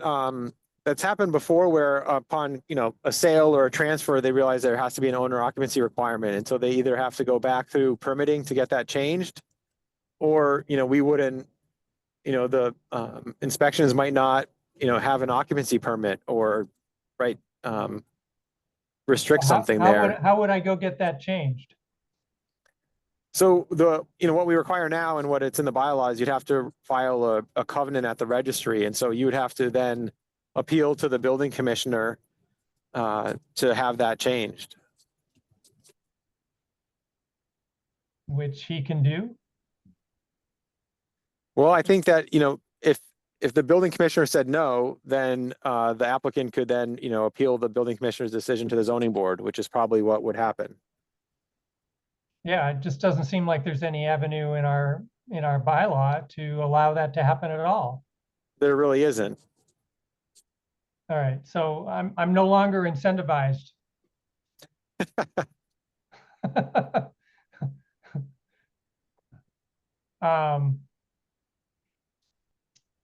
I mean, some people really like that idea of having an owner occupancy requirement that remains on the property, right? Maybe others don't.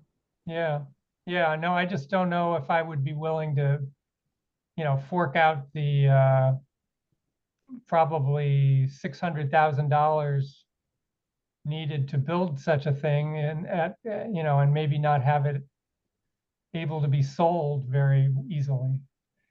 Fred, Right. what do you think?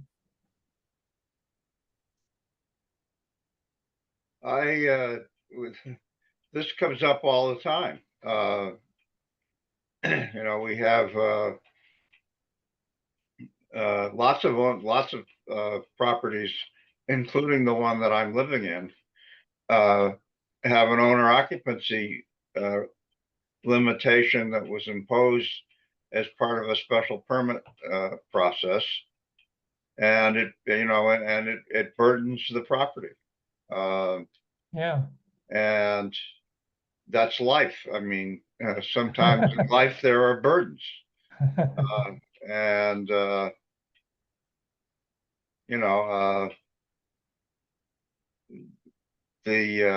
zoning board of appeals, for I think reasons that are obvious to the members of the planning board, has seen fit to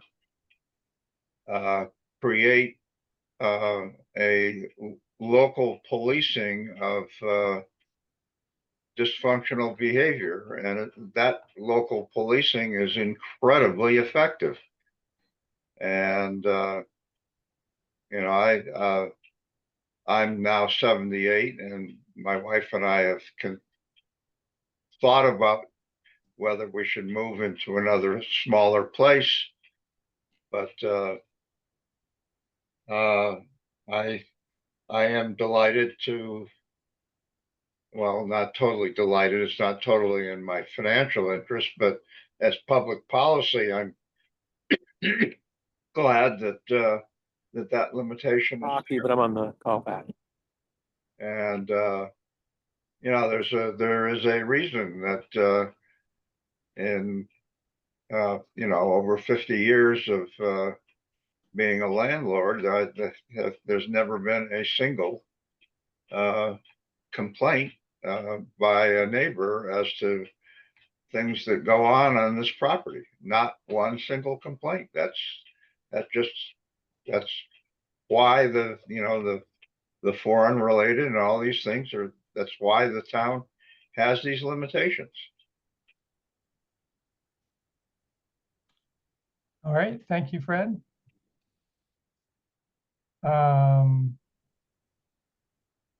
So it's clear Fred likes the idea of the local accessory dwelling unit and its owner occupancy provision. Johanna and Karen, what do you think? Karen, you got there first. Who got You're the mute. first? There you go. Okay, so I agree with Fred, and I actually am contemplating such an ADU for relatives that would come to live with me. And I do think that the owner occupancy of the larger unit does protect the neighbors, and it is maybe a little bit onerous in terms of selling, but it's meant to be a protection. And so I like it the way it is. I think we should accept it the way it is. Okay. Yep, Johanna. It probably won't be shocking to people that I think, I feel like we've been a little bit precious in how we've been approaching the ADU requirement by the state. And I just think the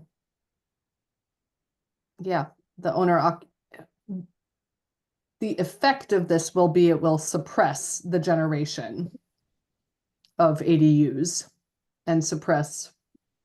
Well, it may just mean that we get a lot more of the by right 900 square foot ADUs, and we just don't get too many of these larger ones. Right. So then the only reason to have this, in my mind, then, or like the primary reason would be to ensure that ADUs that are already in place aren't considered non-conforming. Right, So, yeah, I'm okay with it. okay. All right, so that sounds like that's one topic that we're okay with.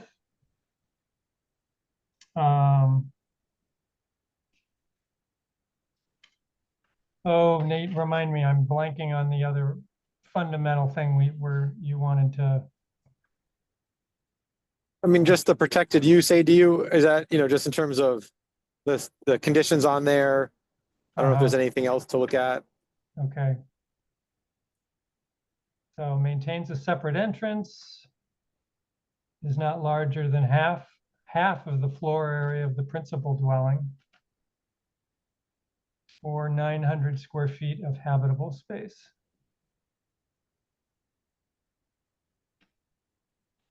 And subject to such additional requirements as found in this section.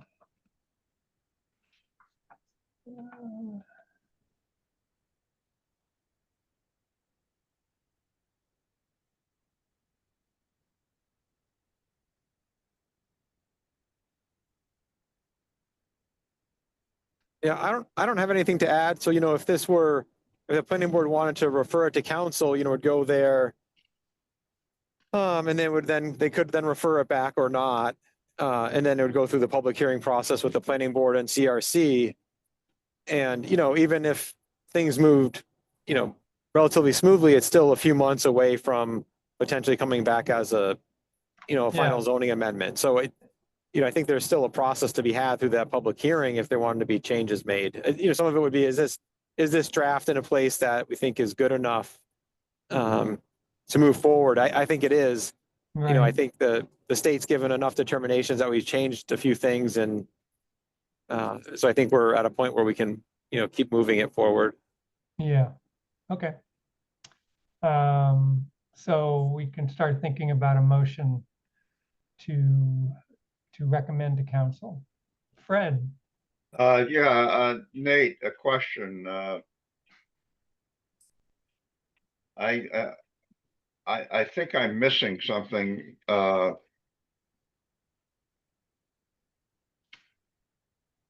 Does our 4 unrelated apply to the protected ADUs? It certainly reads that way. Well, I'm just wondering if, based on our communications back and forth with the Attorney General's office, whether there's been any expression of outrage or support. Whether that's allowable? Yeah, I'm curious, because if for some reason there's a consensus it's not allowable, then I think we should probably say that it's not an allowable restriction in our protected use bylaw, because other than this, it is an acceptable limitation. But I would love for it to continue to be a limitation. I'm just wondering what you've been hearing from the AG office. Yeah, I think that, Fred, that's the one questionable condition we have in the bylaw. And so, it is applied elsewhere, to all units in town. I presented that information to the AG. The AG's office, they haven't responded. But I think, if we wanted to be cautious, we'd remove it. If we think that we could justify it and say it's reasonable, given the 3 criteria in the legislation, in the rules and regulations, then we leave it in. Well, And then but take you it out say- during the hearing. Yeah, You say that it's promulgated elsewhere in our bylaws. it is. Yep. So why would, I guess my general rule of thumb is not to say things Twice. multiple places where you can't, you chasing yourself to catch all of the places you said something. Right. I would, in that case, I would take it out. Right. You could strike it, and then, we could then have that occupancy requirement for the local ADU. So right now in our bylaw, we limit the number of occupants to 3. an accessory dwelling unit. And so we could have some occupancy limit on the local ADU Mhm. or not, but we could strike it from the protected.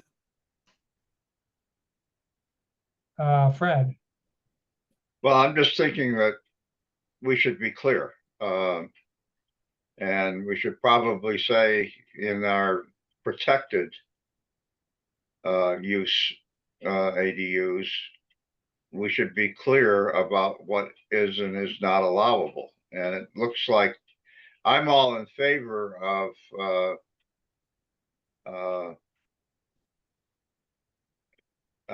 not in any way interfering with the for unrelated clause and let somebody litigate it, I suppose. But just leave it like that. And yeah, I think probably just leave it the way that you've got it, and the building commissioner will presumably attempt to apply it, and it may get litigated. And okay, if it gets litigated, it gets litigated. I think that's where I come out on it. Yeah, I would actually probably take the approach that Doug recommended and remove it because it's redundant. And so if it had some other occupancy limit different than what we already have, then you could leave it in specific to ADUs. But because it's saying for unrelated, I think you could remove it, and then elsewhere there's other conditions in the bylaw that apply to any dwelling unit that would be, also applicable to ADUs. Okay. all right. So where is it in this bylaw? It's on the page that's on the screen. It's number 4 under general requirements for both types. Yeah. Oh, I see. On Okay. page 2. Yeah, I agree. I think we should probably take it out. Yeah. And then let it be enforced. Yeah, through the other bylaw. Yeah. All right, so that's 2 edits to this draft so this one and the whichever one is smaller under the local ADU. I'm going to make a motion to recommend this draft bylaw to town council for incorporation into our zoning bylaw with the 2 edits that we've discussed this evening. Johanna. I'll second that motion. Okay, thank you. We still have a few members of the public. Does anybody at the public want to comment on this? Pam Rooney, let's bring Pam over and she can tell us what she thinks. Hi, everybody. Pam Rooney, 42 Cottage Street. I wonder if Nate could describe verbally, but also perhaps for our better understanding, the comparison of square footage between our formula of habitable space, what we currently say 1,000 square feet of habitable space, how that compares with the state square footage calculations. I think it would be important for us to understand how they differ. And so what are we really talking about, apples to apples? That would be very helpful. Thank you. All right, Nate? Yeah, so we, in the protected use ADU, local ADU, and elsewhere in the bylaw, we're using habitable space. So we're not, that hasn't been interpreted differently by the AG's office yet.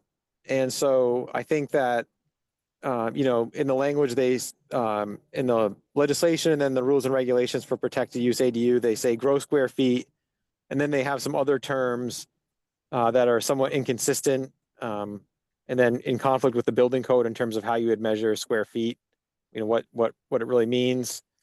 And so we're going with habitable square feet for everything, habitable space, because, essentially you could have a 2-foot high crawl space and someone could say, well, that's, that counts towards my square feet. And, it's nothing other than a crawl space. And so, you could have an unfinished attic that could count towards something. And so that it just doesn't, in terms of how we would calculate square feet for a dwelling unit or for, living space, it doesn't work. So we're using habitable space as, a common definition throughout. Okay, thank you. That helps because there was definitely some discrepancy between the two formulas. Thank you. Yeah, I think, if that could be something that gets interpreted differently, by the state, and I think other communities are figuring out how to work with it. We're using what the building code, can work with the building code and then with inspectors, and so it makes sense to do that as opposed to having something different in zoning that is hard to measure and really, describe to an applicant or to property owners. Thank you. All right, thank you, Pam. Nate, on that same topic, is habitable space defined in the zoning bylaw or is it purely in the building code?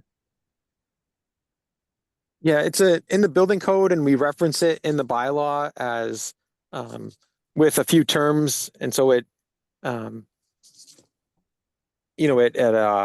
it is in the bylaw in a sense that you can understand what it means. Okay. Yeah. All right. So a mechanical room is not a habitable space in a house. Right. And any space less than 7'6", I think, is not a habitable space. Right. It might be different for some areas, but right. And, like under, an unfinished attic isn't habitable space. A unfinished basement isn't habitable space. A crawl space doesn't count. And so, right. I think that's important because otherwise, like I said, you could have a dwelling unit that has a crawl space and, that you can't really use at all. And they say, well, I have a 1,000 square foot footprint. So I have a living space of 1,000 square feet and I have 1,000 square. Nate, you just dropped out. Nate?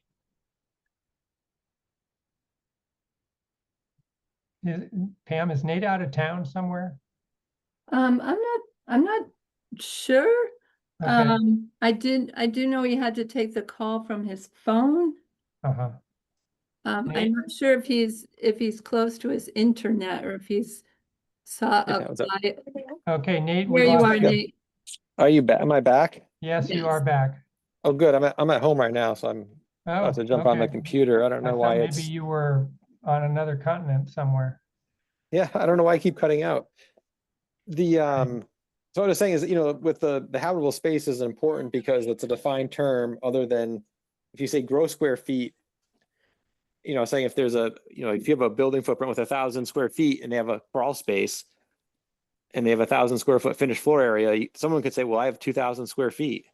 And that's just really not how anyone would calculate that. Okay. Yeah. All right. I think we have a motion on the floor and we have a second. One last call. We did get one public comment about this from Pam, but is anybody else from the public want to say anything about this? As Nate mentioned, we're going to recommend this, I expect, to town council. They will in turn refer it back to us and CRC for public hearings on it. So there will be further chances to make comments on this proposal. All right, I don't see any other hands from the public. So unless another board member wants to say anything else, we'll just go ahead and vote. Okay. Fred, we'll start with you again. Aye. Yes, an aye is in favor of the bylaw. Yes. All right, that was a positive vote. Johanna Aye. and Karen? Aye. I'm an aye as well. That's 4 in favor of recommending to town council. No opposition from anyone else. The other members are absent. All right. Thank you all. So the second part of our general housing discussion had to do with potential overlay in North Amherst, where there are a number of existing multifamily developments. Nate, is that something we should talk about tonight, or should we leave that for another night? We could talk about it a bit tonight. I was waiting for something from the housing subcommittee. I discussed it. Just generally about what we think is appropriate in that section of North Amherst, and so the housing subcommittee thought there could be zones of density and height and mixed use requirements. I was hoping to get a map done, and so nothing's there yet. I think just having still maybe a general discussion about what we think is good there. Is it the right place to have student housing, mixed uses, or so I think the housing subcommittee has some ideas, but I think it would be good for the planning board to talk about it. All right, so I did attend that housing subcommittee meeting last week. And Karen, you were there too, right? So for Johanna's benefit, my recollection is that there was discussion about having zones of increasing height as you went west from North Pleasant Street. So that along North Pleasant Street, the development fronting that street would be maybe 3 stories or 4, maybe 4, but probably 3 stories tall. And that as we went toward 116, we would allow higher development. So that's the sort of zoning or striation that I remember. And then there was some conversation about, would it make sense to allow, I don't know, a convenience store or a laundromat, or I don't know what else. Something that was maybe conducive or compatible and desired for a fairly dense student population to have right there in the complexes. Karen, do you remember any other types of stuff? Maybe a bike repair place, or? Yeah, and I think we were talking about that this is something that we would not demand, but that we would allow. So we wouldn't prescribe what really happens. We would also be okay if they decide to have it purely residential, and demand and developers could kind of decide. One thing that we were looking at is how the neighbors and the people have weighed in heavily about the traffic here. And so we were going to try to see if we could, in fact, encourage the development of a road that comes off of Meadow Street, since you mentioned that going off of 116 directly is probably not going to happen. Too many obstacles to that, but how we could perhaps get a road that comes in so that we could alleviate the traffic, somehow deal with the traffic. And yes, we're very much in favor of bicycle paths and having a route to the university center of town, because we are thinking that this would be a really fine place for really high density student housing. Okay. Fred. Yeah, in that regard, I mentioned there is a road that goes from UMass behind the cold storage building that ends roughly at the UMass graduate student housing complex there. And that could be, if it were expanded, that could be an excellent way in that would take the pressure off of other locations in North Amherst. Okay. Yeah, I think I was going to say, I think the one point is that the housing subcommittee said that, although student housing would be encouraged, it wouldn't be the only type of housing. So essentially it's allowing, larger apartment buildings that, could be a mix of students and non-students. So it's not necessarily saying, student only. And I think that, you know, is a different approach than saying if we're going to have only student housing. And so really it's a multi-unit overlay. We talked about having a higher inclusionary percentage, you know, having the units so that the affordable units so that there's designated areas within the overlay where they could be constructed, and a developer who may not be familiar with doing affordable housing, depending on the size of their project, they could do it, or they could have to, you know, they'd have to find a partner or pay into a fund to do that. So there's some kind of details to be worked out, but I think in general, the housing subcommittee, you know, had some ideas for it.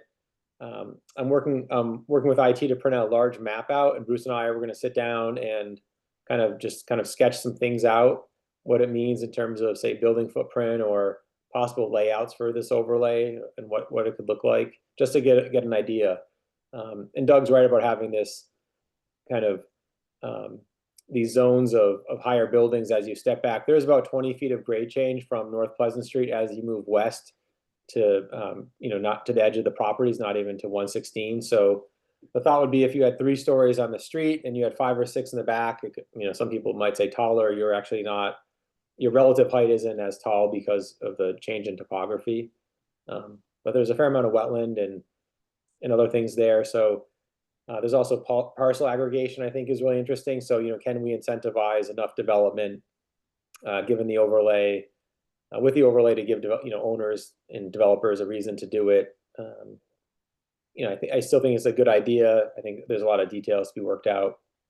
We talked about how prescriptive do we want to be, or how flexible do we want to be? So, you know, is there predictability in the permitting, or is it something that, you know, we allow, and then the permit granting authority has a lot of decision-making power that's not as prescriptive in the bylaw. You know, it was, you know, if we want to do that, it's site plan review. If it's special permit, no one will use it.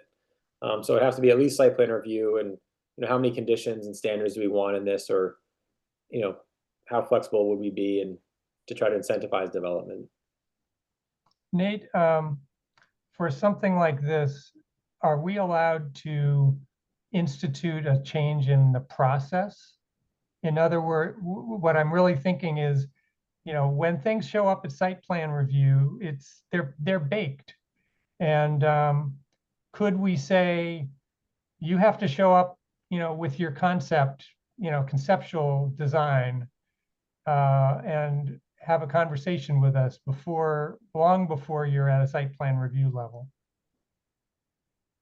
You know, could we require an additional meeting? I'm not sure. I don't know if we can require it. We can always put it in the bylaw. I mean, because someone could always file a site plan review and not have, you know, with the town clerk without having met with staff or the board. So I think we could have a structure where that's part of the process. I don't know if we can actually require it to the point where if someone wanted to, they could bypass it and submit an application.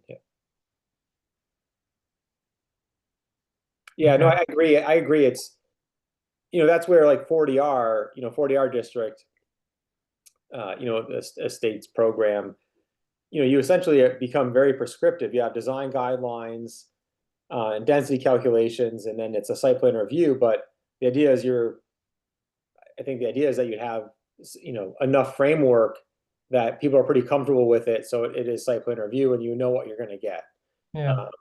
And so, yeah, I think the approach of encouraging, you know, kind of some, you know, pre-application meetings is, you know, we can write that in, and I think it would be important because it's helpful. Yeah, well, I mean, I think when we had the housing subcommittee meeting, there seemed to be, I think I remember people were feeling that we could be more flexible with this area. Right. Because we're not quite trying to create a particular type of little urban district like we did with University Village, that we'd be more open to whatever the developer came up with. So flexibility, you know, that's good, but, you know, it's like, why wouldn't we want to see it a little sooner if we could? I mean, I remember there have been a couple of projects presented to this board when I've been on it where I wish I could have commented earlier. Karen. Yeah, and I again and again cite the Sunset development where Nate, you encouraged them to talk to the historical board before they really came to us to get something approved. And they changed it pretty radically after we all sat around and had coffee together. And Doug, I think it's a great idea that we really somehow strongly encourage before they go to a lot of expense and a lot of drawings and it's baked, that we somehow have an ability to communicate and help sort of, stir them in a direction that is mutually beneficial. I mean, I am kind of torn. I mean, that kind of additional meetings are expensive. So, and they're probably time consuming. So maybe that's an obstacle to development. But, I think it'd be worth considering at least. Nate, what else do you want from this conversation tonight? We've kind of updated Johanna. I'm not expecting to go to every housing subcommittee meeting. Sure. Yeah. So. Yeah, and I will say the housing subcommittee webpage has been updated, so all their packets are online, minutes and agendas. Oh, great. Yep, that's something that occurred in the last week or two. Yeah, no, unless there were, some other comments, well, this can be a running agenda item. I'd like to start getting a little bit more. The housing subcommittee, there's notes. So there was a document that was updated. The housing subcommittee updated it again with some of these discussion points, and we'll just keep working on it. I think kind of the next step is actually to probably get a few more maps drawn in terms of where we're thinking about, different heights and densities and setbacks. And then, we have the University Drive overlay language. We have, Dodson and Flinker is, I think pretty soon we'll have a draft design standard. So I was hoping for those two to kind of incorporate into possibly, North Amherst in terms of some of their ideas, and then just see where we go from there. Yeah, I feel like I like the idea of flexibility in these other things. I agree, Doug. Some developers might find them to be cumbersome and actually more expensive and time consuming. From a town's perspective, it probably results in something that the board feels better about. In town projects, we do that, right? So Kendrick Park, the playground, we came a few times to the design review board and planning board, and I think it's a really great project, but a private developer may not be willing to go through those iterations with a board. Yeah. All right. So anything else you want to on that topic tonight? No, not tonight. Okay. Time is 8:55. We'll move on to the next item, item 6, new business, not reasonably anticipated, 48 hours in advance.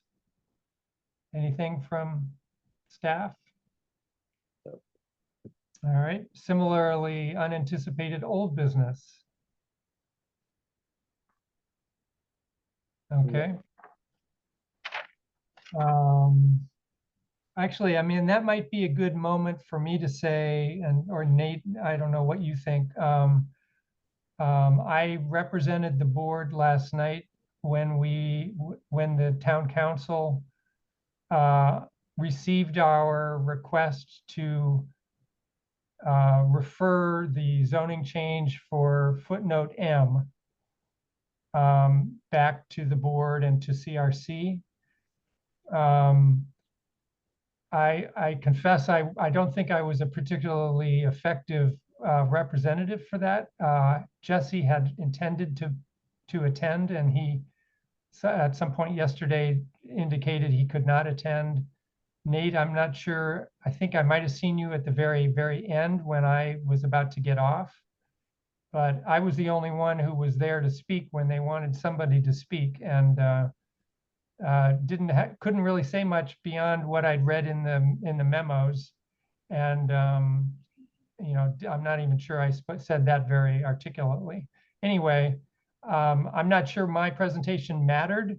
It seemed that the majority of the council was not enthused with the idea of decreasing density in the RG district. So they voted 9-2 against referring that. And the motion they had before them was to refer it to both planning board and CRC. It's been my understanding that state law essentially mandates that they refer it to the planning board, but they don't have to refer it to CRC. So I think they had some work to do to figure out whether they had to do another referral to the planning board. So Nate, have I misunderstood that? Yeah, no, I joined when they started asking questions about if they didn't want to refer it. So I was listening and then I joined. I didn't, as a board sponsored amendment, I didn't want to necessarily be there to become then the presenter. But the Mass General Law says that with, essentially if the council wants to refer it back, they have to do it within 14 days. They don't have to refer it. Oh, they don't? No, Okay. so they could All have right. taken they don't even have to act. And then the planning board could always bring it back. So essentially by not referring it, the zoning amendment, doesn't move forward. If, for instance, if it went through the whole process and was voted again, if, say it went through the hearing process and then it was voted down by council, then, we couldn't bring it back for 2 years. And so, there's no, nothing like that occurred. So essentially we could modify and bring it back. But I think although the memo, did describe that it was, kind of one strategy in combination with others, even like U-Drive. So there, there's ideas to increase density in some areas and then some other strategies to say protect neighborhoods or have some other types of regulation.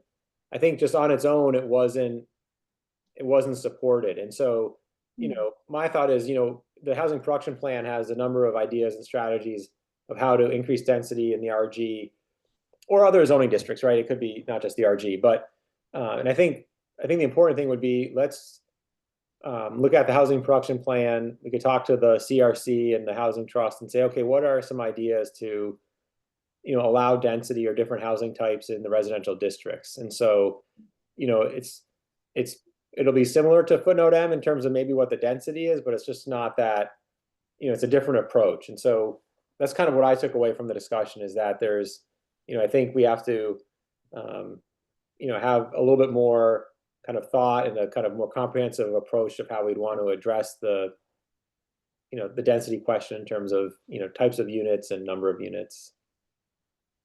Okay. All right. So I just mentioned that as an old business that 48 hours in advance, we didn't know that was going to happen. All right. If there's nothing else on that topic, we'll go on to the next one. Are there any Form A and R subdivision applications coming in? No, not tonight. All right. How about ZBA applications? So just quickly, in the future, there will be an, 1 or 2 A&R applications submitted, not tonight. 422 Amity Street, now I think they're calling it 5 University Drive, or I forget what the address becomes, but they're going to submit an A&R to combine the properties there. They'll need to do that. And then there may be one other one that a property owner has been asking staff some questions, so that might be ready to come in as an A&R as well. Okay, great.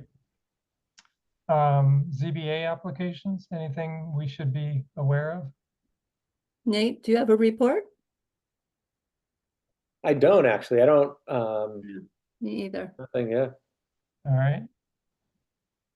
SPP, SBR, SUB applications.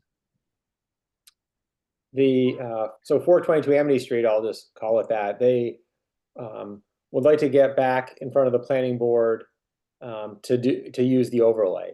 And so now that the overlay has passed, they're considering adding an additional floor. I'm not sure there'll be many changes to the site plan itself in terms of parking and landscaping, but the building itself would become taller. I think they had designed it, following the overlay so that it meets the setbacks and dimensional standards. And so, that'll probably be coming up, Okay. in June. All right. Committee and liaison reports. So we don't have Bruce, we don't have Jesse. Karen, anything for DRB? I missed the meeting Monday. I was stuck at the airport in Chicago. All right. I will say the DRB reviewed 3 projects. One was a town project to design and install a ramp at the Munson Memorial Library in South Amherst. So there's an entrance on the south side that just, there's a few steps down. It just ends at grass on the lawn. And so the town has a grant to make that a 0-step entrance and have a ramp. And the DRB had some recommendations for the design we proposed, and that's coming to the planning board at an upcoming meeting, and the design review board recommendations will be there as well. And then they also looked at some signs downtown and a small, I think it was like one or two tables with a few chairs in front of Astor and Pine. I'm not sure what the outcomes were, but they were things that they had discussed. I think one had been discussed previously, and so they just wanted to have another look at those. So they did look at 3 projects this week. Okay. So you just reminded me about the DRB, and circling back to our conversation about North Amherst and the overlay. I mean, the DRB has jurisdiction within a certain boundary of downtown. And so an applicant would have to go to them for a project within that boundary. That's mandated, but their comments are not binding, let's say. Is that Right. That's true? It's true. So I suppose one other way to enforce an earlier conversation would be to make the North Amherst overlay a part of the DRB jurisdiction. So that just came to mind as another way to maybe force a meeting earlier with some people that might have comments that would be constructive. Okay, jumping back to our agenda, I don't have a report of chair. Is there a staff report? Just a few things. John Robleski, 446 and 462 Main Street. One of the conditions of a permit was to come back about 18 months after occupancy to review parking demand and parking counts. And so he's provided some information. And so that'll be coming forward probably in the next month as well. Just a report on that. Dodson and Flinker is still working on their downtown design standards. I think, I'm hoping in the next few weeks there'll be a draft standards that'll be available for public review. It'll then go through a process with planning and design review and other boards and committees. And I think it'll be a good time to talk about kind of the role of the design review board. And what they've shown staff, I think there's a lot of nice things there, and it will require probably a fair amount of changes to the zoning in downtown in some areas to get if the standards continue with what they had kind of presented and discussed a bit ago. And so for instance, in a lot of the BL zones, what they're showing probably wouldn't be allowed right now or wouldn't be built just because of some of our dimensional standards and additional lot area and other requirements. And so I think that'll be a big discussion in the next many months. Rob Moore, the building commissioner, did present some zoning ideas and initiatives that we'd like to move forward this month or this year. And one is changing the BN zone down by Triangle and Dickinson Street and enlarging it. I think that's something that will be coming forward. We are looking at temporary uses. It's something we had worked with Pioneer Valley Planning Commission on a few years ago. And so we'd like to pick that up again. And it could also include food trucks, possibly, but we have, some of it would be, for instance, if there's a venue, a farm that could have events, we don't really have a great way to permit that. If it's, a reoccurring thing, how is it allowed if it's not really related to the farming operation? For instance, if they have a catering business and they hold, weddings and other events, it's something we'd want to allow, right? I think a lot of it is something that the town gets a lot of inquiries and we don't have a good response. And so I think those are 2 zoning amendments that'll be coming forward. And I think that's probably it for staff updates. All right. Are there searches going on for a new director? Yeah, I think there is. It hasn't, I don't know if it's been officially announced. But I think it was posted today that there's a new planning director and economic development director is combined. So it's planning and economic development director. And so that's a, one position. And I don't, I'm assuming this week it'll be officially, announced. And are you down any other positions? Do you have any other vacant positions? Not in the planning department. Okay. All right. All right. Anybody else have anything else? All right. Time is 9:08, and I guess we are adjourned. See you in 2 weeks. Thanks, everyone. Good night. Bye.